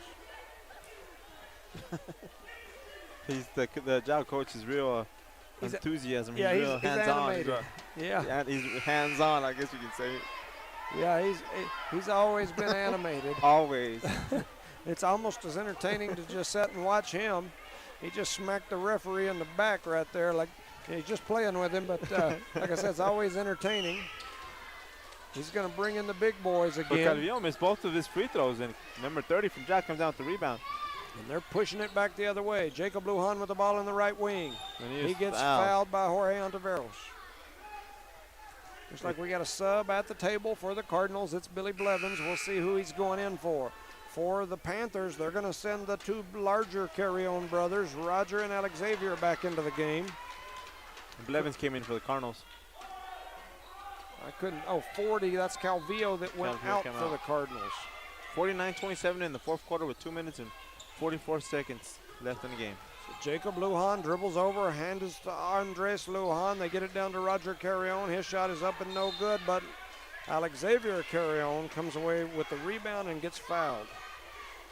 That was a gimme for Carrion. I'm surprised he missed that one. That's his first miss of the night. So kind of floated away on that shot instead of going up to the rim. So Jao will have the ball on the baseline. That's 4 fouls on 13 for Eunice. Jorge Ontiveros. 2:30 remaining here in the ball game. Andres Lujan with it over on the left side. He swings it back up to Jacob Lujan. Doing the little weave. Wasting that time. Oh, good job by Billy. Oh, yeah, and that created a turnover. Alex Xavier Carrion turns it over. So something on the floor there, not sure what it is. The official trying to play soccer and kick it off. Here comes Eunice back the other way. 49-27, 22-point game. Jorge Ontiveros drops it down low to Ashton Thompson, and he lays it in for two. That's 2, 4, 6, 8, 10 points for Thompson. 49-29 in the fourth quarter with a minute and 57 left. Wow. Little crossover by Lujan. He kicks it over to Carrion. It ends up in the corner to Andres Lujan. He throws up a floater, and it goes. That's 6 points for Andres Lujan. And a timeout on the floor by Jao. And so that'll send us to timeout. 1:45 remaining here in this ball game. It's 51-29. Shout out to our sponsors, Eunice Health Clinic, Eunice Public Schools, Cardinal Hardware, City of Eunice, Zia Auto Shop, Redbird Gas, Parker Energy Service, BTH Service and Rentals, Eunice Pump and Supply. And that's it, I believe. So it's 51-29 for the Panthers. Well, for both sides, they've still got their starters in, and some people might say why. Goes right back to what I talk about all the time. I can guarantee you that Coach Lujan knows that that 20-point mark is the magic number. You get those max points, and they need them because they're sitting down there at 7 or 8, and they need those. They need to get into that top 8 to have a home playoff game in the state tournament to have that opportunity. And on the other side, Eunice can hurt him by keep scoring points. Yes. So I'm not going to pull out a win out of it, but we can hurt him. Yeah, absolutely. The ref was out there dancing. So we got the ref out there dancing and entertaining the crowd. Jao's happy. Eunice looks a little sad over here on our side. 1:45 remaining in the ball game. It's 51-29. Eunice to inbound the ball. Jao in the full court pressure. Here comes that three-quarter court trap. They're going to jump them right here somewhere. We throw a long pass. Jorge Ontiveros throws it over toward the Eunice bench. It's out of bounds. It's another turnover. It was meant for Garcia. So Jao to inbound the basketball. Alex Xavier Carrion throws it in to Jacob Lujan. Eunice going to try to jump him at half court. They do, and they steal it away from him. Hyan Castro gets it over to Thompson. Thompson, the shot was missed, and then Eunice throws it away again. So here we go back the other direction. They throw a long pass but he made it over to Roger Carrion, who lays it in.